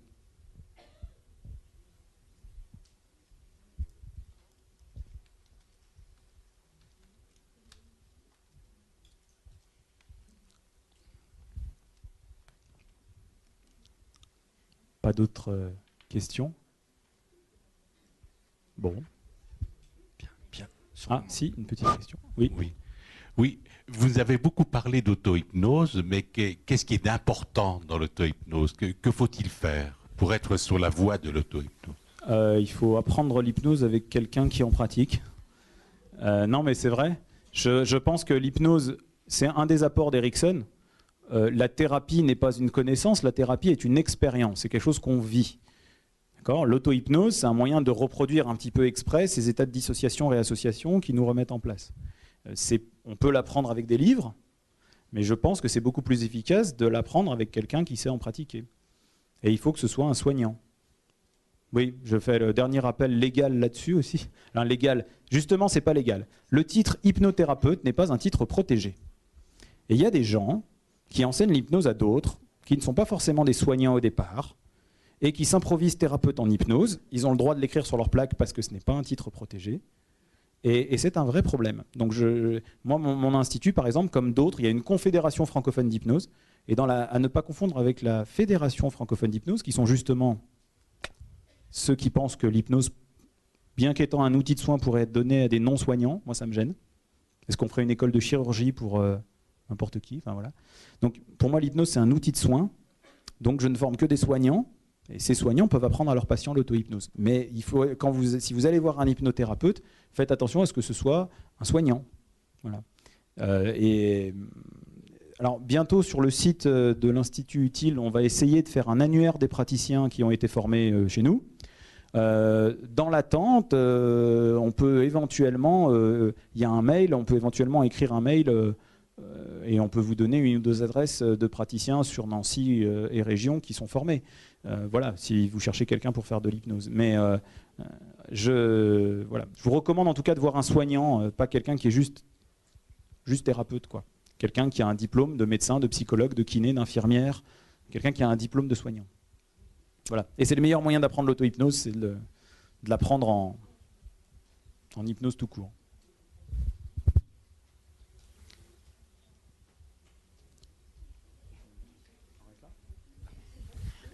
Bon, alors, puis... Ah, il y a encore une question, super. Moi, j'ai pas une question. Ah. J'ai à dire que on peut, sans se rendre compte, faire soi-même cette hypnose. Oui. De façon, pour ainsi dire, naturelle. Tout à fait. Je crois que c'est simplement se mettre dans une attitude où on arrive à se dissocier. Et que pour cela, on peut y arriver grâce à la relaxation. D'accord, alors je vais essayer de répondre très rapidement et très précisément à votre question. Parce que moi, je sais que j'y arrive. Mais c'est tout à fait logique. Alors, juste pour dire, on peut le faire tout seul, on le fait tout seul. La théorie de Rossi, c'est qu'on le fait toutes les heures et demie de toute façon. D'accord? Donc, d'ailleurs, lui, il dit jamais qu'il fait de l'hypnose, il dit qu'il fait de l'auto-hypnose. D'ailleurs, moi, je le dis très peu aussi. Je fais pas... On n'hypnotise personne. Non. On aide les gens à entrer en hypnose. C'est une capacité du patient, l'hypnose, d'accord? Et par rapport à ce que vous dites sur la relaxation, il y a deux types de relaxation, finalement, sur le plan du vécu. Il y a une relaxation une relaxation rêverie. Voilà. Je passe d'un contenu de conscience à l'autre, comme ça. Et il y a une relaxation plus dirigée, plus dissociative, où on rentre dans les ressentis, et qui ressemble beaucoup à de l'hypnose. Il y a beaucoup de gens qui font... Les gens qui sont relaxologues et qui se forment à l'hypnose disent « mais j'en faisais déjà ». Parce que oui, souvent, quand on fait de la relaxation à quelqu'un, on le fait entrer en hypnose. Voilà. Par contre, quelle que soit la pratique qu'on ait de thérapie, soit de la relaxation, de la TCC, etc., moi j'ai des témoignages de beaucoup de gens qui se sont formés, et donc, auxquels je ne m'attendais pas, hein, c'est eux qui l'ont dit. Ils font toujours la même chose, mais ils ont des outils qui catalysent et qui améliorent ce qu'ils font. J'ai entendu des gens qui font de la relaxation disent « j'obtiens un état de relaxation plus vite maintenant que je fais de l'hypnose. Voilà. J'arrive à faire en 5 minutes ce qui m'en prenait 20 ». C'est intéressant, je pense, pour les thérapeutes. Voilà. Mais c'est de la relaxation. Enfin, on peut relaxer les gens. Par contre, l'hypnose, c'est pas que de la relaxation. Il y a des fois où l'hypnose est extrêmement active, où elle va extrêmement remuer les choses pour que le point de vue change. C'est pas juste de la relaxation. Et Erickson insistait beaucoup là-dessus. Si vous avez un patient qui a une douleur chronique et que vous lui dites relaxez-vous, ça marchera pas. Donc des fois, on fait de l'hypnose très active. On peut faire de l'hypnose debout. On peut faire de l'hypnose. Voilà. C'est pas le sommeil. Hein. Donc. Voilà. Mais à l'exception de ça, je suis d'accord avec tout ce que vous avez dit. Oui ?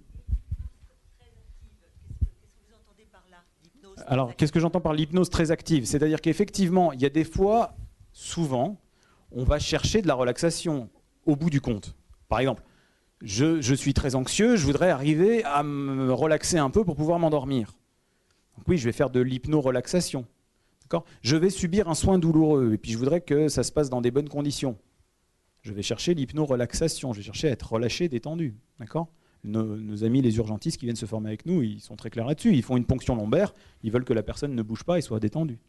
Mais une personne vient avec un traumatisme et on va essayer de l'aider à voir autrement la scène traumatique, à voir autrement la vie qu'elle mène depuis le traumatisme. Quand on va revisiter la scène traumatique, j'aime autant vous dire que ça ne va pas se passer dans la détente et la relaxation et tout va bien. On va aller chercher quelque chose de douloureux pour faire en sorte que cette douleur change. On va souvent finir par quelque chose de très relaxant, mais on peut passer par des phases très actives. Erickson, il disputait entre guillemets une fois ses étudiants, d'un coup, il dit mais pourquoi vous cherchez à détendre tout le temps les gens? Le type arrive avec sa douleur au bras, et il a mal, j'ai mal, docteur, j'ai mal, j'ai vraiment mal. Et vous dites détendez-vous, relaxez-vous. Sentez vos muscles, n'importe quoi. Vous sentez la douleur, sentez la douleur. Et vous la sentez bien, la douleur? Vous sentez fermement la douleur? Vous sentez où est la douleur? Ouais, elle est là, elle est présente. Vous sentez comme elle vous fait mal? Vous sentez le contraste entre le moment où elle vous fait mal et le moment où elle vous fait pas mal? Ah oui, je sens bien le contraste.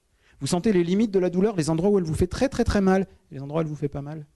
Et peu à peu, progressivement, il introduit la notion de non-douleur. Mais ce que je veux dire, c'est qu'il faut reconnaître le vécu du patient. Et le vécu du patient, il n'est pas forcément orienté vers la relaxation.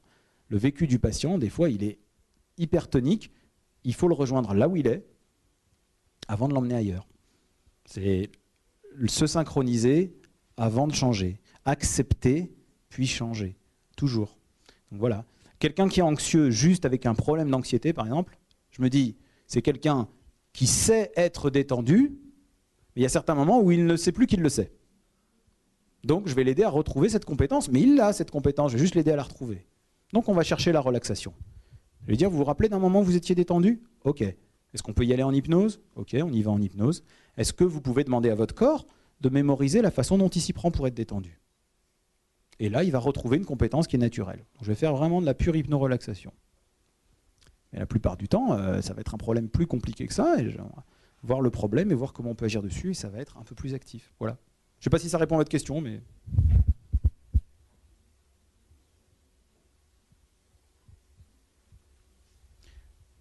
Bon, alors, puisqu'on a dit que l'hypnose c'était aussi voir le reste de la vie, je vous souhaite que la vie soit vivante. Voilà. Bonne soirée. Bon.